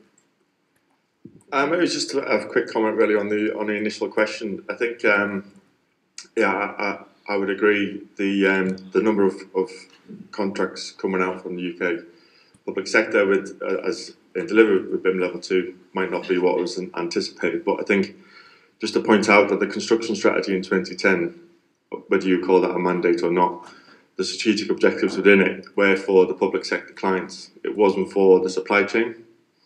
It was to get the public sector clients to improve the way in which they procured and used data about the assets. And having worked for public sector clients both directly and indirectly, I'm not aware of any of those clients asking for the delivery teams to work inefficiently or to deliver poor quality information. I think, whether or not they put BIM level 2 in a contract, I think every public sector body has got a duty to spend taxpayers' money and ask as a minimum from the delivery teams that they manage their information effectively and that they provide quality and trustworthy information that can add value to the public sector. So whether you see BIM level 2 or BIM or ISO in your contracts, I think there's a minimum expectation. And as I think it was Peter or the gentleman said, they're seeing value just by improving the way in which they work internally, regardless of whether they're getting asked to do this thing called BIM level 2. Okay, because it provides efficiencies and increases productivity within your own organisation. So I think where there's a fixation about this thing as mandate or roadmap or dates, really as organisations you should really start to look about the way in which you're managing information effectively within your own organisation. Thank you. So I think we'll conclude the Q&A session here and we'll move on to the case study part of the morning. So I'd like to thank all of the speakers and perhaps you join with me in giving them a round of applause for the contribution.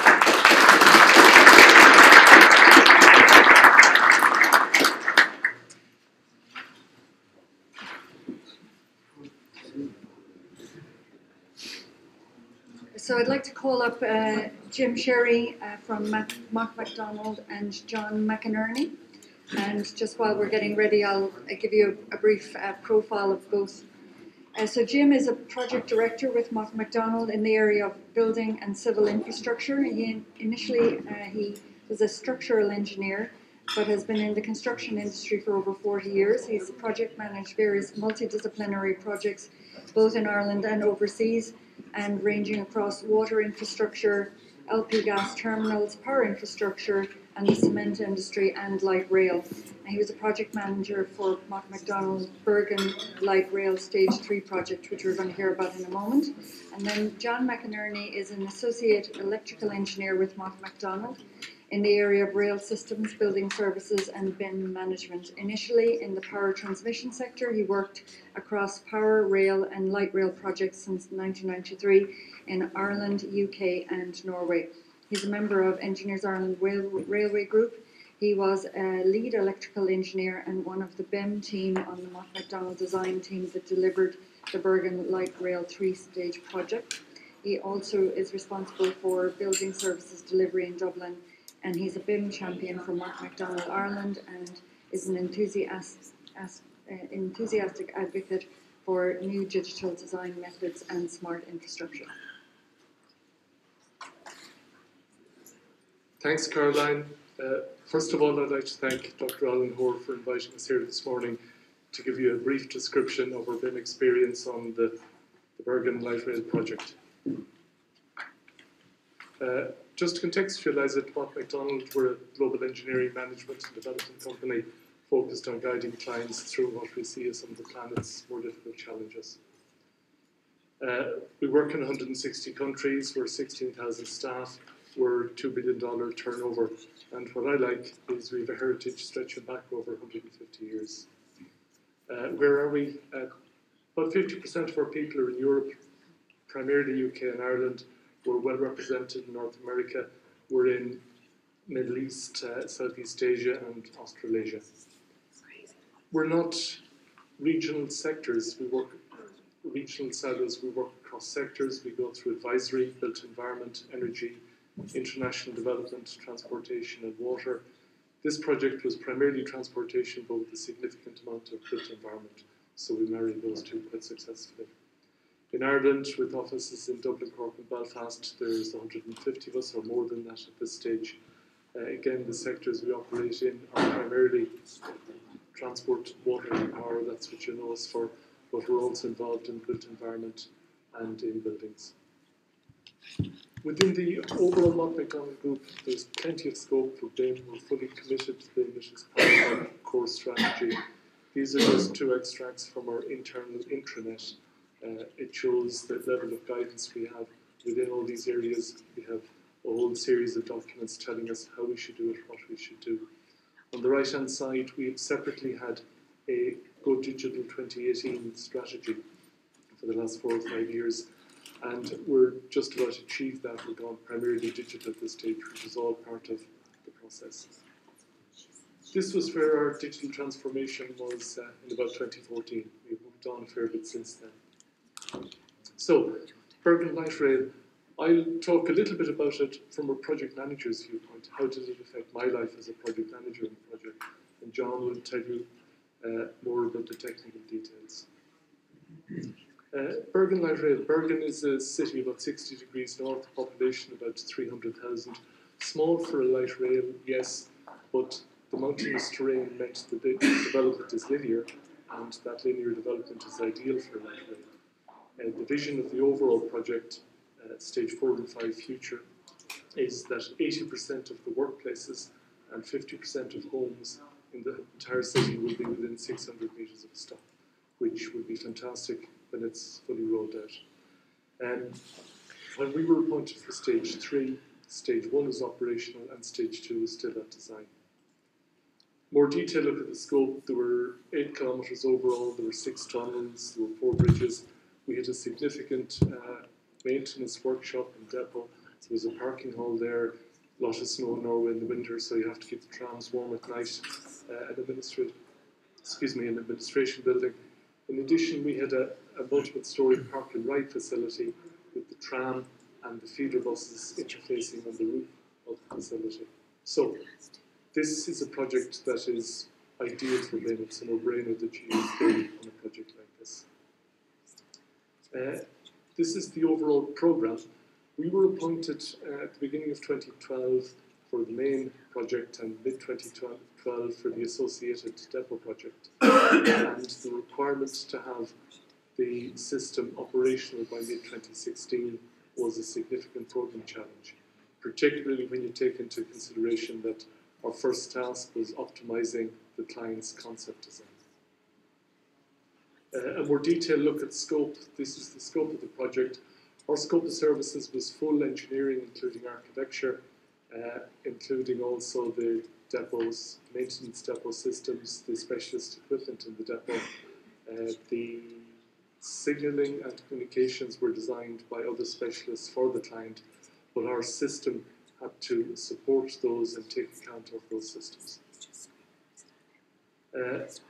This then leads us to a project like this, trying to do it from Ireland. We won't do it like that.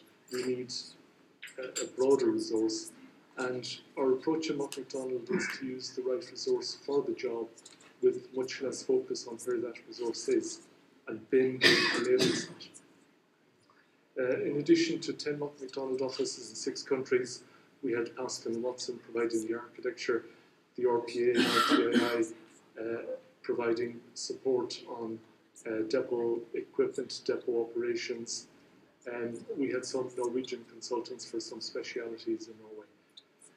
We had 354,000 hours logged in the project, which is the equivalent to 34 people for 4 years. 67% of that were Ireland-based people, and 75% was McDonald's. Our overall project was BIM, using a CDE, but in support of that, we had extensive use of our Skype facilities, our internal PIMS project management system, and our internal but publicly available project-wise system. So the challenges facing a project manager at the beginning of a project like this: it's a new country. We had no initial presence there. BIM was a client requirement, and it was clearly defined as requirements. And that was a challenge to us, but it was also an opportunity for us.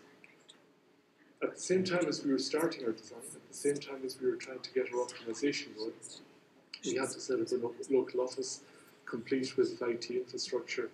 And over the course of the project, between the client and ourselves, we occupied 7 different offices. And that didn't pose any real difficulties other than trying to negotiate with landlords. From our BIM side, it worked. We had to assemble a multidisciplinary team across the offices and countries. Again, as I said, it was based on having the suitable skill. And as I said, we were developing the optimization stage while we were trying to get our BIM execution plan in place, while we were trying to hammer down the EIR, effectively get our BIM process running. We're starting from a project where we tendered, have a plan to do it, suddenly you win the project, and then you have to start running. And the client, not unreasonably, expects you to run fast from day one. As I said, with a tight, fixed program, and compliance with program is a cultural norm in Norway. They can't understand why you don't achieve it. You said you would do it in a week.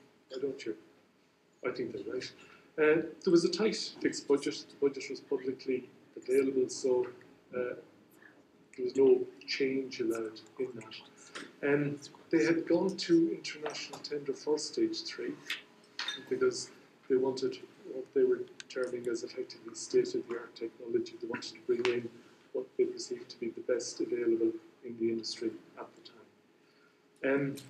Their commercial driver, looking at the constructability of the project, ended up with having, with our guidance, 16 separate construction projects.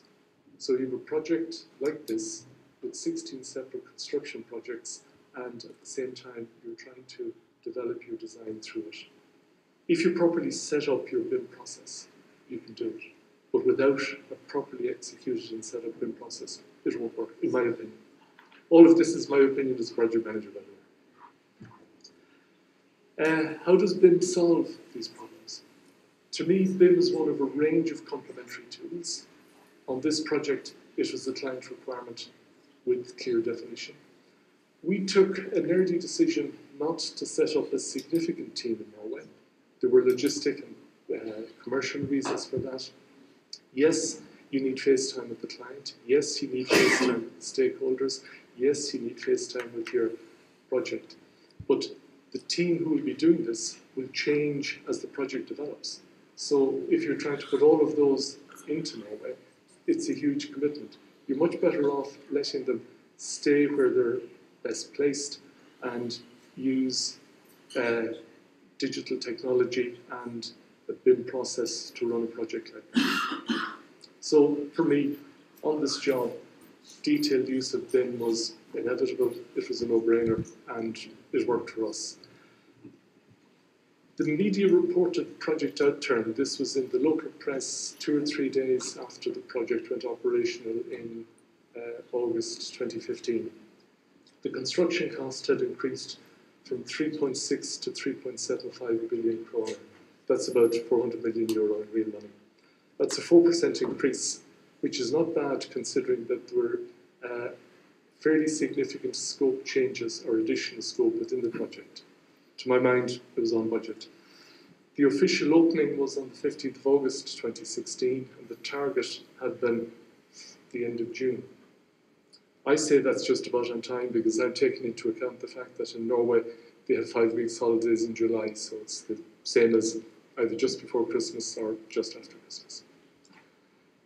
To me, the BIM process and the application of it helped achieve an on-cost budget and an on-cost project and an on-time project. What were the benefits of BIM on this project? And again, this is just as I saw them, and it's taken a snapshot of some of them. First of all, safety. There were 3 different examples of this. In the depot area, line of sight is how the tram drivers will operate. So line of sight is important. But equally in the depot area, there was a planning requirement to have significant landscaping. So I have to match the two. The ability to visualize the tram driver's view enabled that landscaping design. Tick the planning box, but at the same time maintain safety. Similarly, the line of sight visualization of the public areas enabled the designers to see what the tram driver would see, and that helps the design. It enables you to declutter areas, it enables you to improve safety of the system. If you're working outside the BIM process, you will have difficulty doing that. But it was fascinating to watch these models and see, oops, we can't have that there.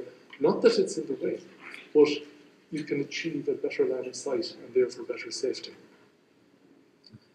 The Deerhoff Tunnel, this was interesting and unusual in that it was dealing with a tram line and a cycle track. You don't usually put those together, but we had to in this case. And they have conflicting lighting requirements. Tram wants it dark, cyclists want it bright.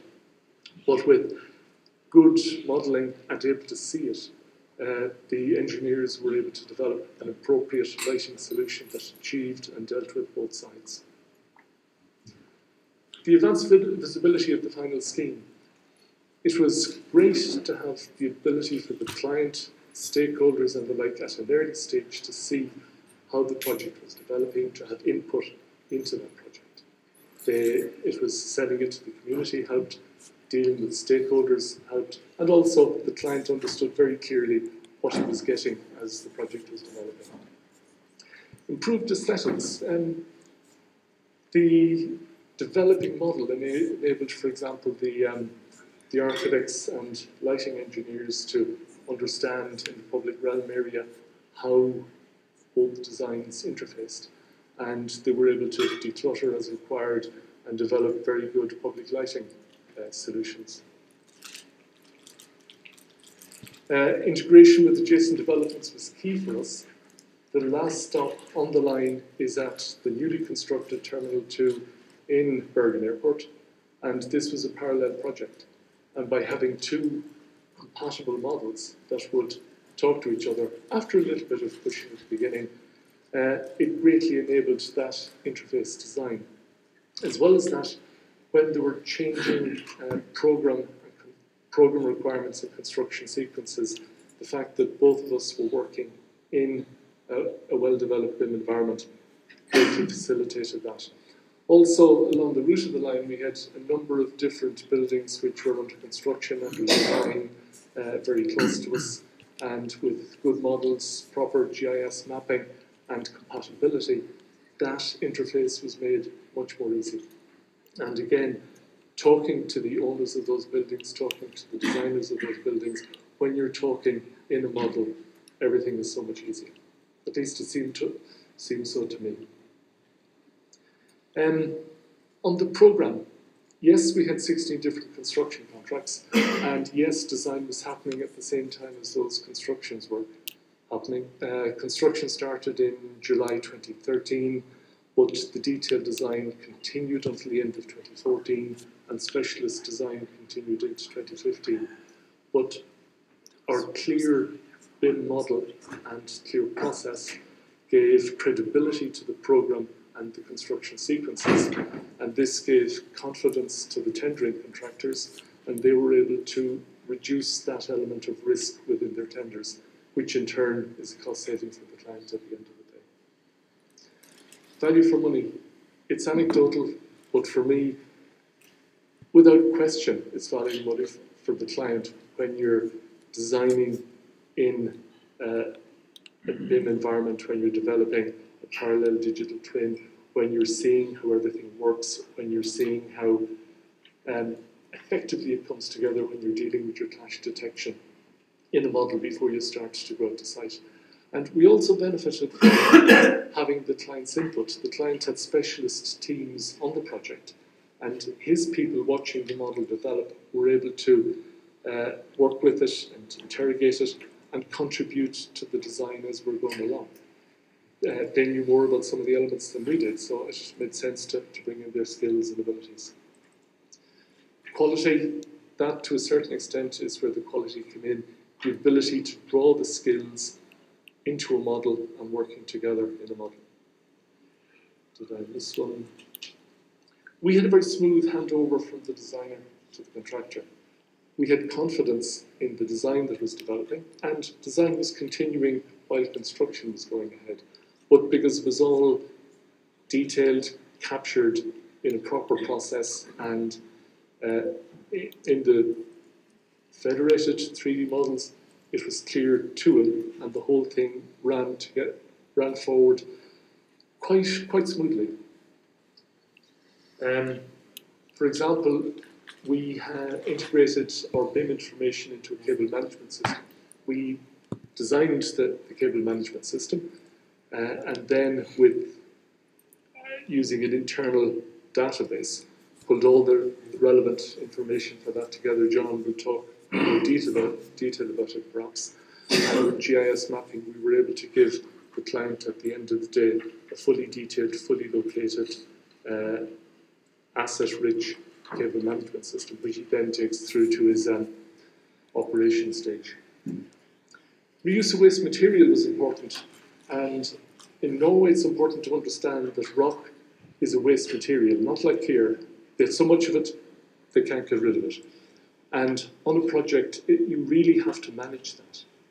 And with the BIM process and the properly developed models, we were able to use cut surfaces, excavation requirements and the like, to understand clearly how much rock would be available at all stages and managed through to try to reuse it.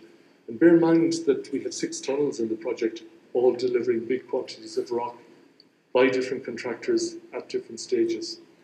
Without a BIM process, that wouldn't have been possible. With the BIM process, you can reuse it and cut down cost. Our model use beyond construction, we have an awful lot of information within the model handed over to the client.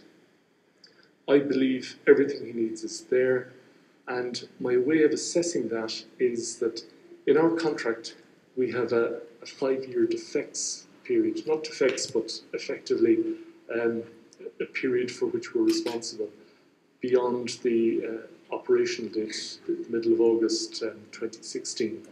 And so far, we've had 3 very minor queries in a year and a half. We must have done something right. He must have the right information. Either that or he's just not talking to me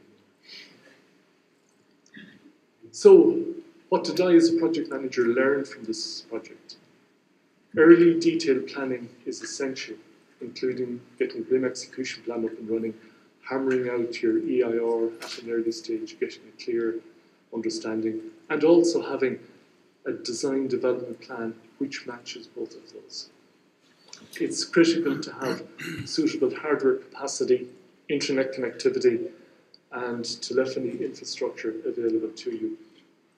In places we struggled at the beginning in times because our internet wasn't up to scratch, some of the telephone systems weren't up to scratch, and it took us a while to get that up and running, but it has to be right. Don't underestimate it, put some money aside to cover that. Another lesson for me was that buy-in by the whole team is essential. Any 2D only elements or any non-compliant processes are problematic. I know this poses a challenge to SMEs, but you can't have a BIM project that has outliers. It won't work, it'll cause problems. We had a few and we had to deal with them. I suggest that training and upskilling should be considered at an early stage. I think that in any project like this, we all need a little bit of understanding of what's happening. Future direction. John may talk a little bit more about the future direction, but I just took a look at another project in Mott's that's more recent. It's at design stage. It is a JV for a Ariba 2 station design. And there was significant coordination required in a very complex project, probably substantially more complex than the Bergen one. One of the things that I was interested and impressed with in that is that they used virtual reality at an early stage with random potential customers to get feedback on station setup, station operation, and it was done at a stage early enough to properly bring it back into the design. It's a 3D version of human factors, but it was important. It's showing the customer what he'll get, what he'll be using, hearing what he's saying, and taking it on board. I can go into more detail offline on this, but that team's recommendations for further work was that they believe model applications for requirements management need to be developed.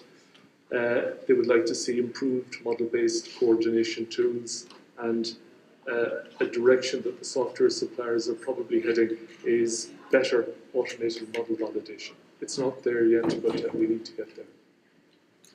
For me, been positives, I've said once or twice, visualization and interaction with the client and stakeholders.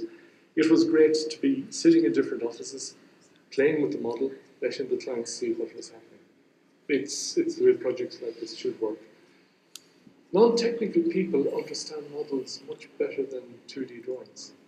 And in the past, we've thrown 2D drawings in front of people to say, isn't this great? They're not trained, they don't read them. The model they see, show them the model. As various people have said, clashes, more especially existing infrastructure, utilities and the like, can be resolved prior to construction, saving cost. In our case, we were interfacing with the utility companies, with the permitting authorities, and having clear model information, clear existing information, enabled early approval of what we were doing, again, all of which was important for the programme. As I said, the good models allow better contractor understanding and visualisation of the project. They're, as Matt is saying, as involved in it as we are. And with a good BIM model, you get clear communication of construction requirements to the contractor. He needs to understand your design, he needs to understand what you're visualising, he needs to construct it. And the design and construction information, if properly developed, can be successfully brought through to the client for the operation and maintenance stage of the project. There are some negatives I think need to be addressed or at least considered. We're developing skilled modelers. We need to maintain engineering and construction abilities. On projects notwithstanding BIM, we need full change management discipline. You can't change just because it's possible. You only change if you have to. At all stages, we need to understand the provenance and status of the models. Sometimes that's not clear to people, they don't understand. It must be clear, you need to understand what you're looking at, what stage it's at. Again, we need suitable hardware capacity, it must be there. We need a suitable CDE set up, and with the CDE, a clear understanding of ownership. That's very important, it hasn't been hammered out yet. It's going to be pushed around for a long time. But until there's that clear understanding of ownership, I think we have a problem. We need to allow for, and this is on an international basis, cultural and language challenges. It's not all English, it's not all UK oriented. And finally, application of BIM as a cost to engineering consultants, not always recognised by clients, but I'm glad to hear Paolo saying he's getting more aware of it. Finally, can I leave you with a thought? To me, design is in the mind. The BIM process helps the process, it describes it, communicates it, but the design is in the mind. And this is just taking a single element of design and looking how it went through the BIM process. And to explain this, these are all extracts from earlier presentations during the development of the project. The depot is close to the airport, on an airport road, with a planning requirement for high quality architecture. At a very early stage, the architect is presenting his concept, a series of different shapes, and this shape represents the mountainous terrain. And the client's team bought into that, they like that. That shape then becomes a space. Still sketched, but it's developing in a model. That space is developed in more detail, and this is a shot from the model, and at the end of the day, that becomes the building. And you can see the thread going the whole way through there, and that is enabled by BIM. So I'll let John talk to you about the more complex stuff. Thank you.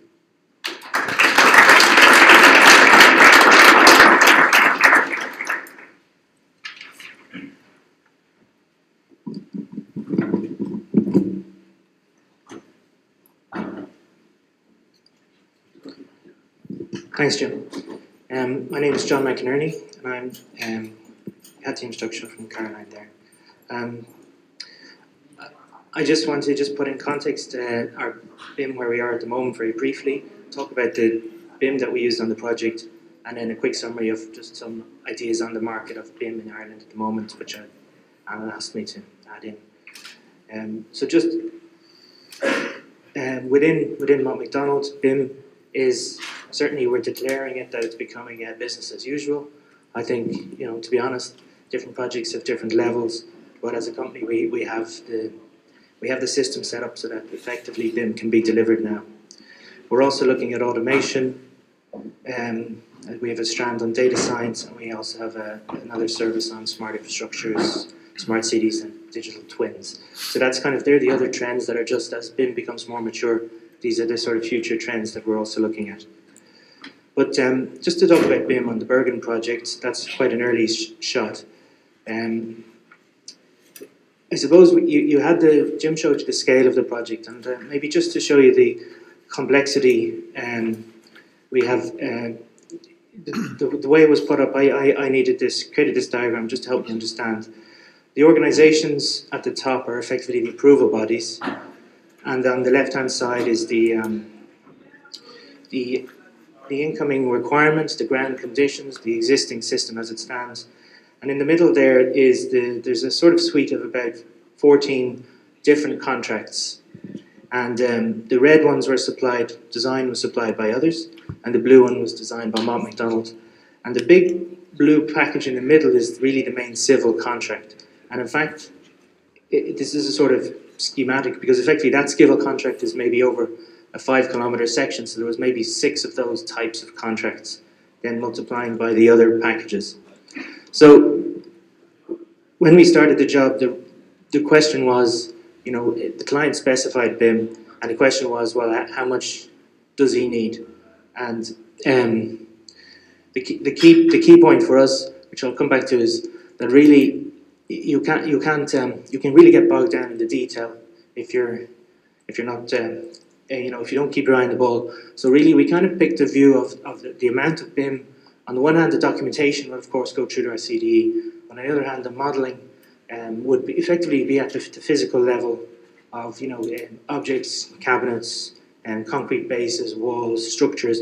We weren't going to necessarily model every single component on things. So for some objects, some projects, some parts of the contracts we went in more detail, but in general, as a bottom level, we asked all our design teams to model the main physical interfaces, the physical infrastructure, walls, surfaces, lights, cabinets, things like that. And then having that model then allowed us a sort of base for the overall project. I think the distribution of the design teams, so there's probably a lot of designers here with Dublin, Cork and UK, Bergen and also Eastern Prague and Budapest. Different disciplines were coming in. We also had collaboration with Pascal Watson, who worked as the architects, and RPA, who helped with the depot operations. So the collaboration is kind of key to one of these sort of successful projects. And to be honest, one of the reasons it was successful was that we had the design scope of the whole project.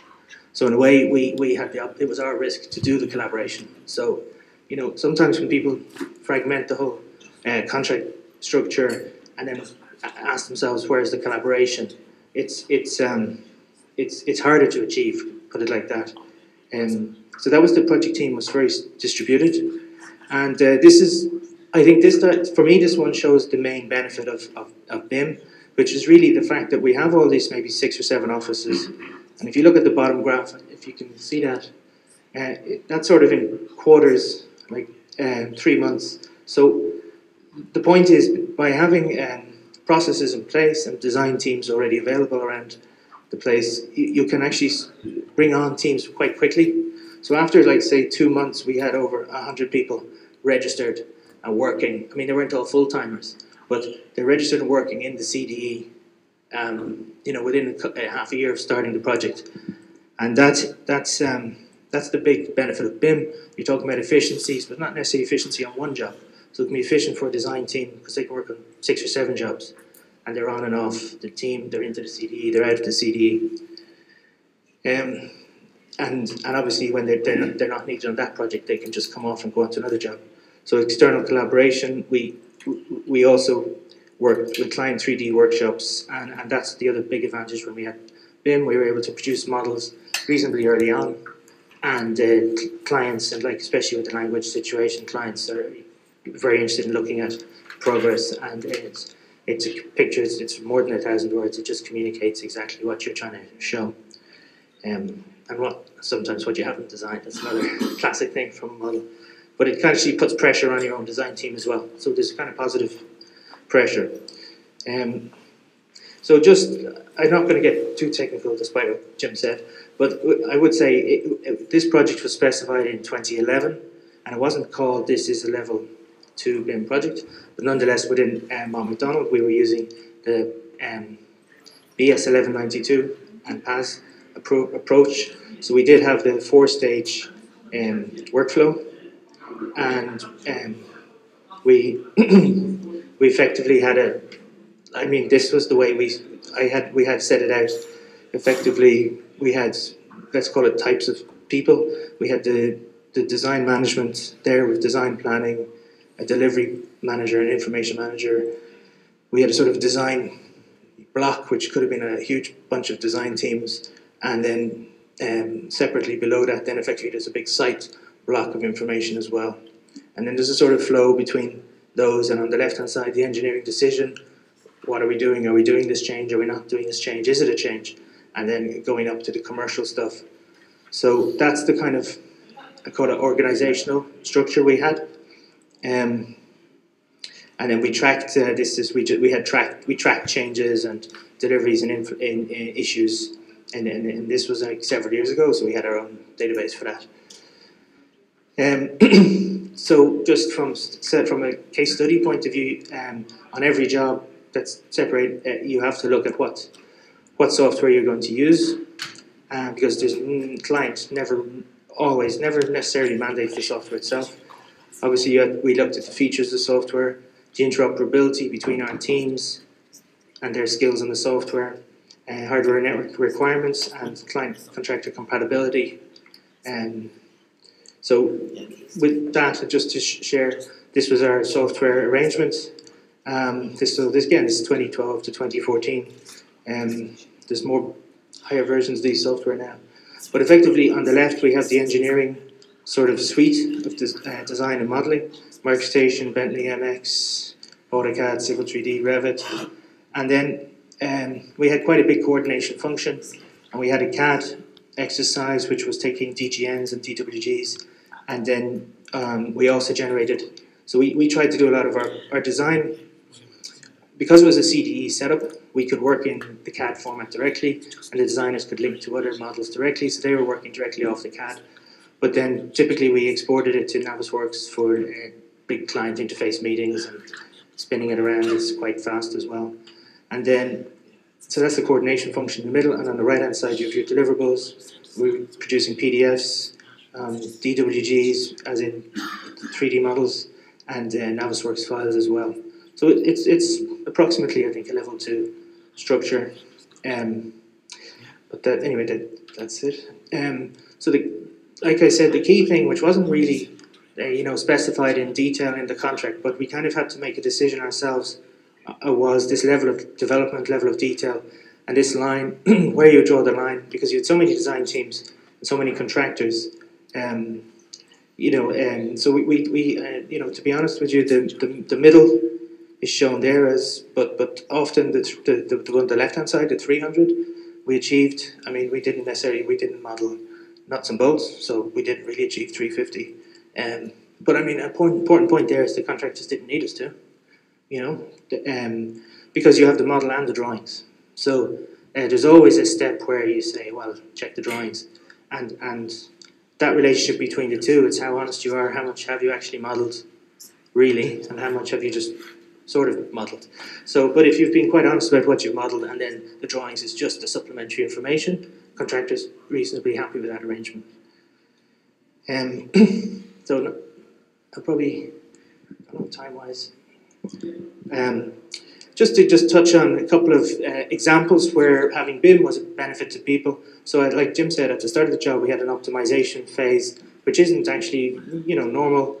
Well, that's not abnormal, but it's, let's say, unusual to get a contract and then be told, optimize it in your first phase. Usually it's, but I thought it was a very good idea. So we optimized about 50 points, and it was sort of design optioneering, but it was a fixed program. I think 4 months we had to do it in.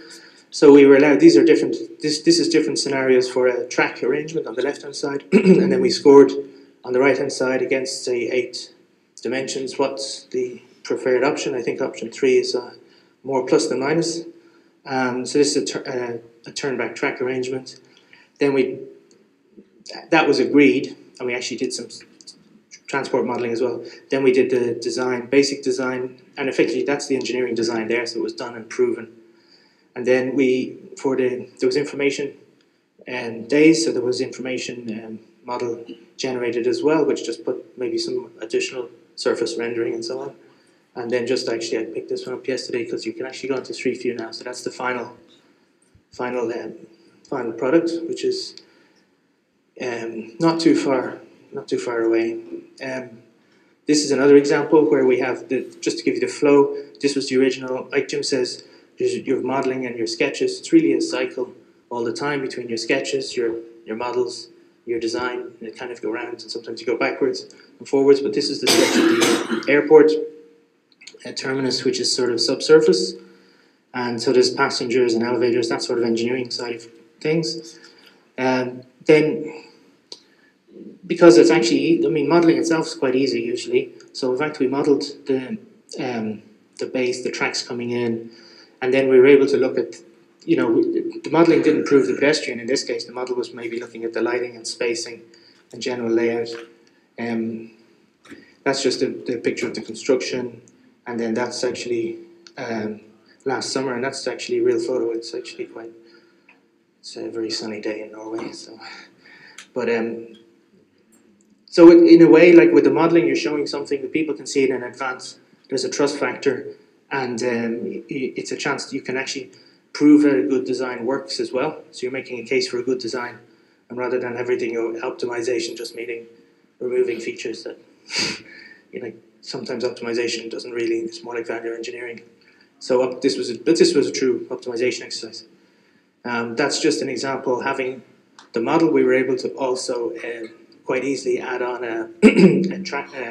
a cable ducting system. So we had the whole thing in 3D anyway. So then we sort of procured a database system, and it allows us to do all the cable routing up and down the network, which the council liked because they had that same system for their city.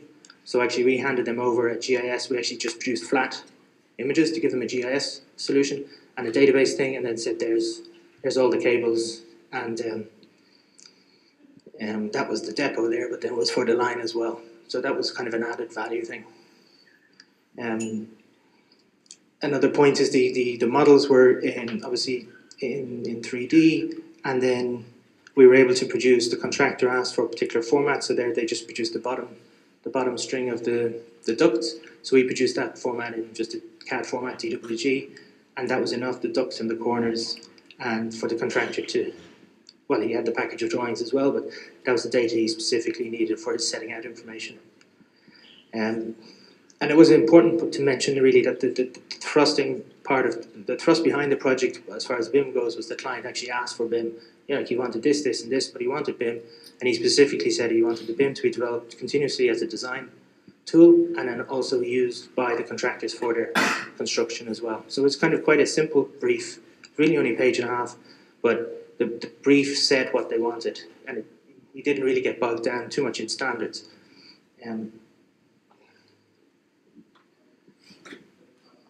That's an example there of a track going under a road, and then that's the surfaces, the cutting out sections, and then this is that's a cross section of that example, which has gone into a excavation machine, and that's the excavator doing the work. But effectively, that's showing that they were working off the model information that we provided during the construction phase. The key, I sort of had to summarize this. This is the kind of key benefits, which we kind of know, shared understanding of the design, the very good for stakeholder interface, and then, okay, advantage to us was it was good for reputation, but I suppose it's good for the industry if we're doing projects like this. So I just summarised, and if anyone has any questions afterwards, that's no problem. Just to summarise where we are at the moment. Well, no, just to summarise on that project. One point was the handover. As Jim said, we had an awful lot of different contracts, but the models created a level of trust with there was like 3 or 4 big civil contractors. They definitely did challenge us, but we were able to show, well, you have the spec and the drawings and the model. Now, what's your question? So often actually there was things which weren't modeled, that was their question. But on the whole, the handover between design and construction was reasonably successful.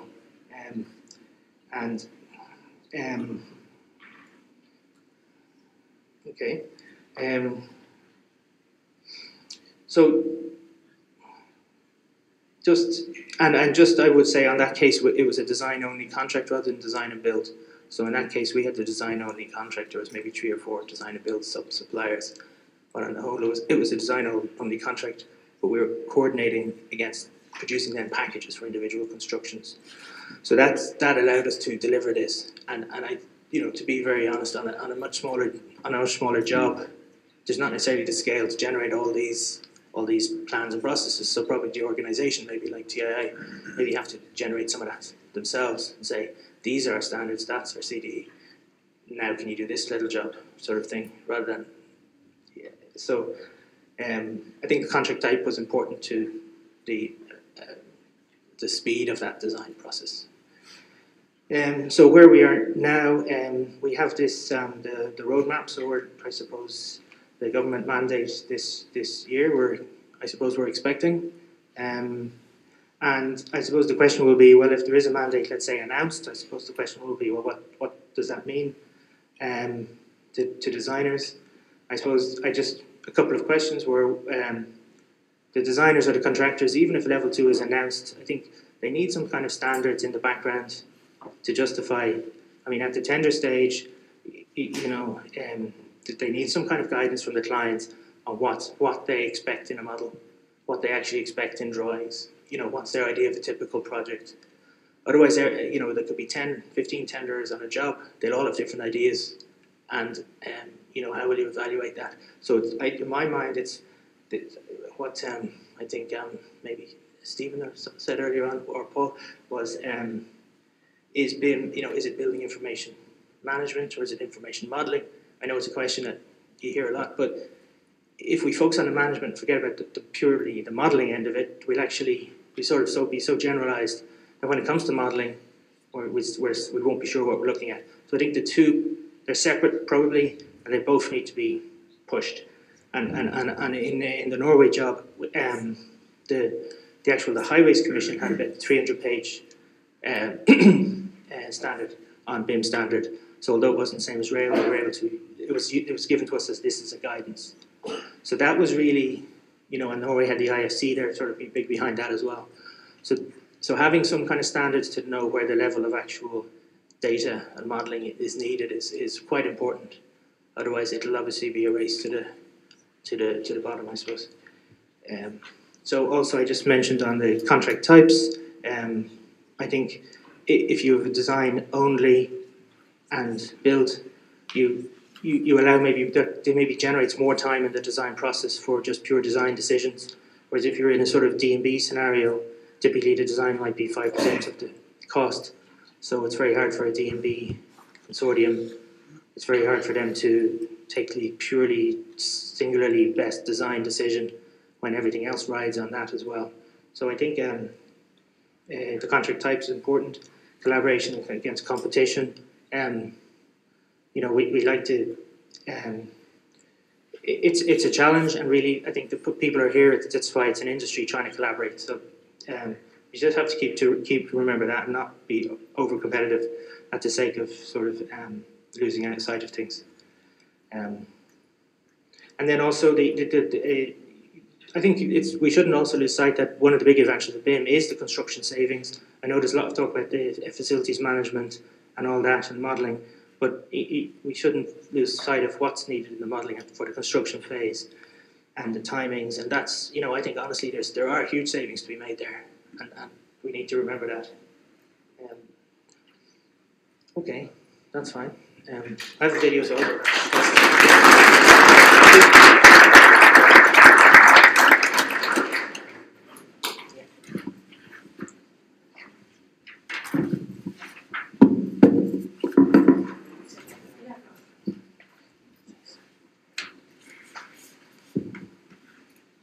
So again, we have a short Q&A session that we have a few moments for. So if anybody has a question, if they might just identify themselves and who they want to direct the question at. Open for questions now. Anybody like to start off? Yeah, we have a couple here. Hi, Jamie Mulcair from Robridge. I just have a question on classification. I mean, did you use any classification because it's a civils-based project with a lot of M&E interface?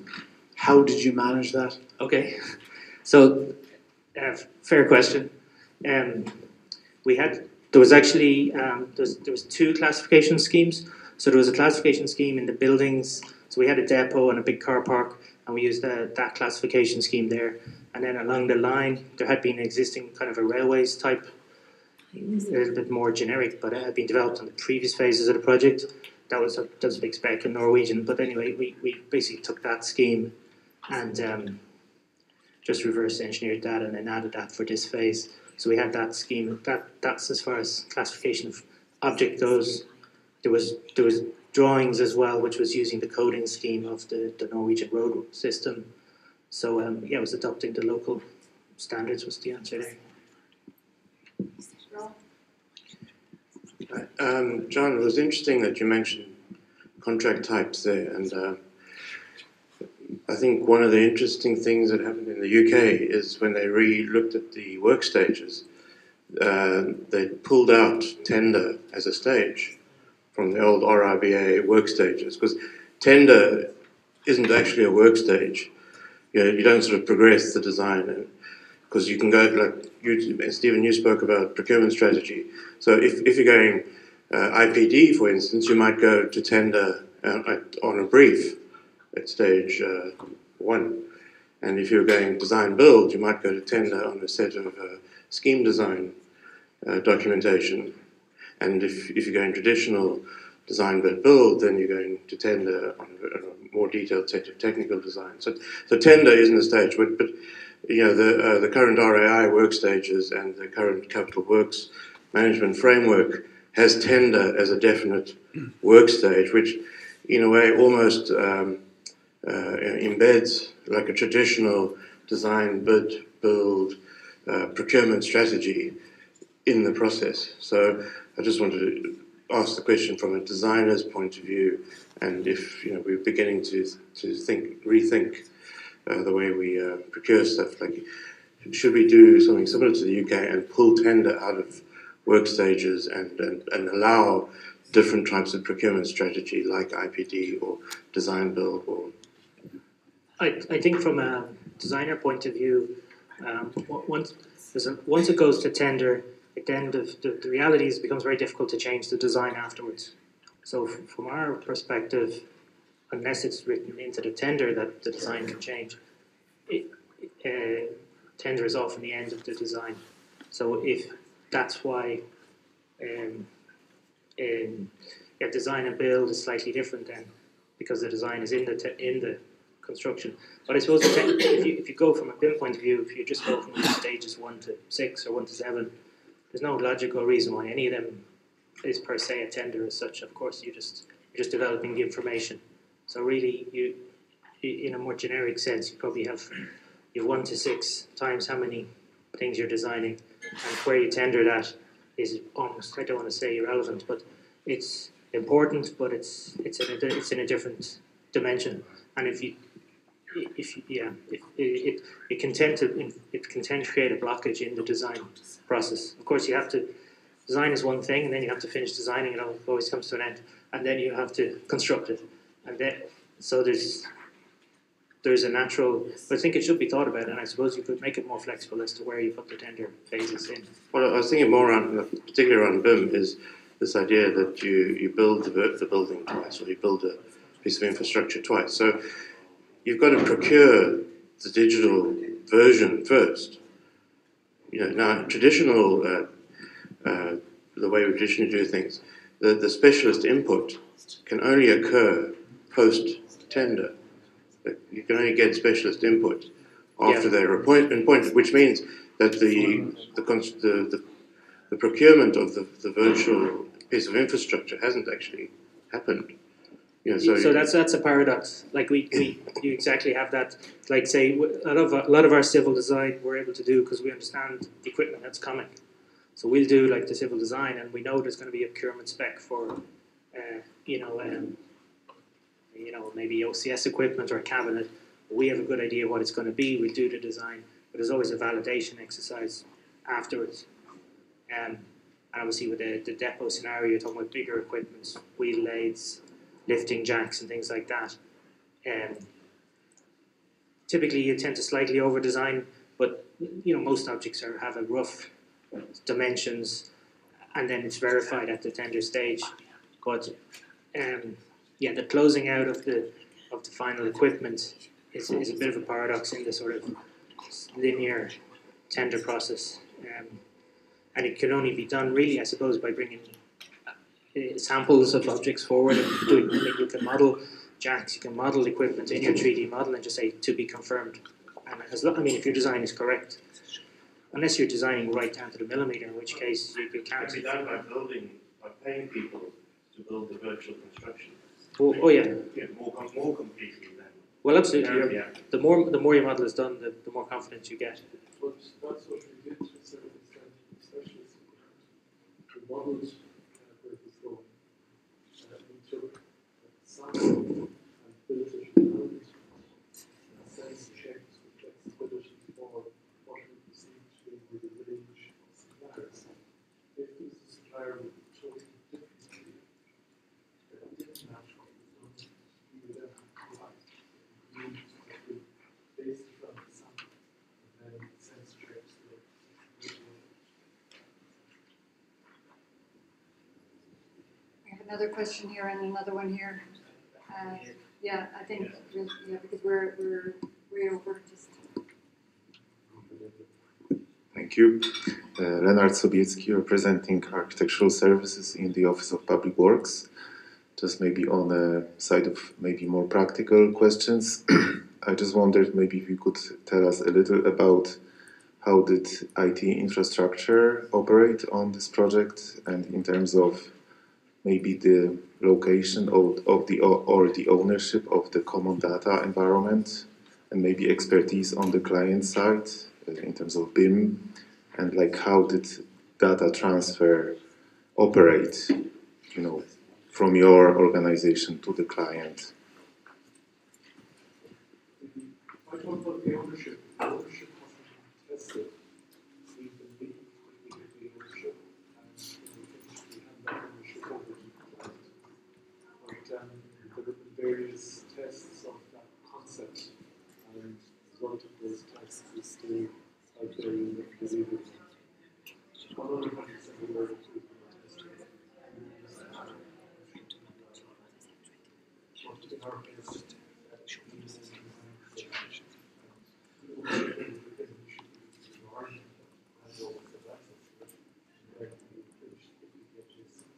and he had people with sufficient skill to control and understand what we were doing, so that when we handed him what we got exactly what he expected. See, that's that you had a quote from there, was a lead guy, and he just watched us carry this the whole way. Last question, John, I have to say short one. I need to get my master's. Okay, so a very quick question. First of all, well done to John and Jim. Brilliant presentation. Very important case study produced as well by CitA on this for what is very, very complex project work in linear infrastructure projects. My question is, you mentioned the EIO was produced and it was a 1.5 page brief, which sounds quite shocking, but what asset information requirements were requested at that stage? And just if you can give me a brief synopsis of that. Well, it was within the scope of works was the design section, and the asset. I mean, effectively, it looked for a 3D modelling throughout the course of the design and handover, and they were looking for a civil 3D eventual product, because I think originally the first half of the job was the line, so that they saw it more as a linear project. So eventually they wanted a 3D model handed over, I mean, they didn't specify IFC's levels of detail, but there was a negotiation at the start of the job where we said what we do. It was tested at the contract stage prior to award. So there was a bit of back and forth, but I think the concept was they wanted the model for design and for use during construction. They're very clear about that, and that's the way we did it. I did note that one of the challenges we had was developing the design program, coming out the EIR, getting offices set up, assembling the team, and getting the design all going. It took a while for that to smooth out. It's one of the lessons learned in a different better project. All of that will Does that make sense? Yeah, thank you. Okay, so I think we'll have to draw it to a close there. I'd like to thank John and Jim very much for that really interesting case study, which of course is available to view online. So there's a link in the email that was sent around to everybody. So if you join me in giving them a round of applause.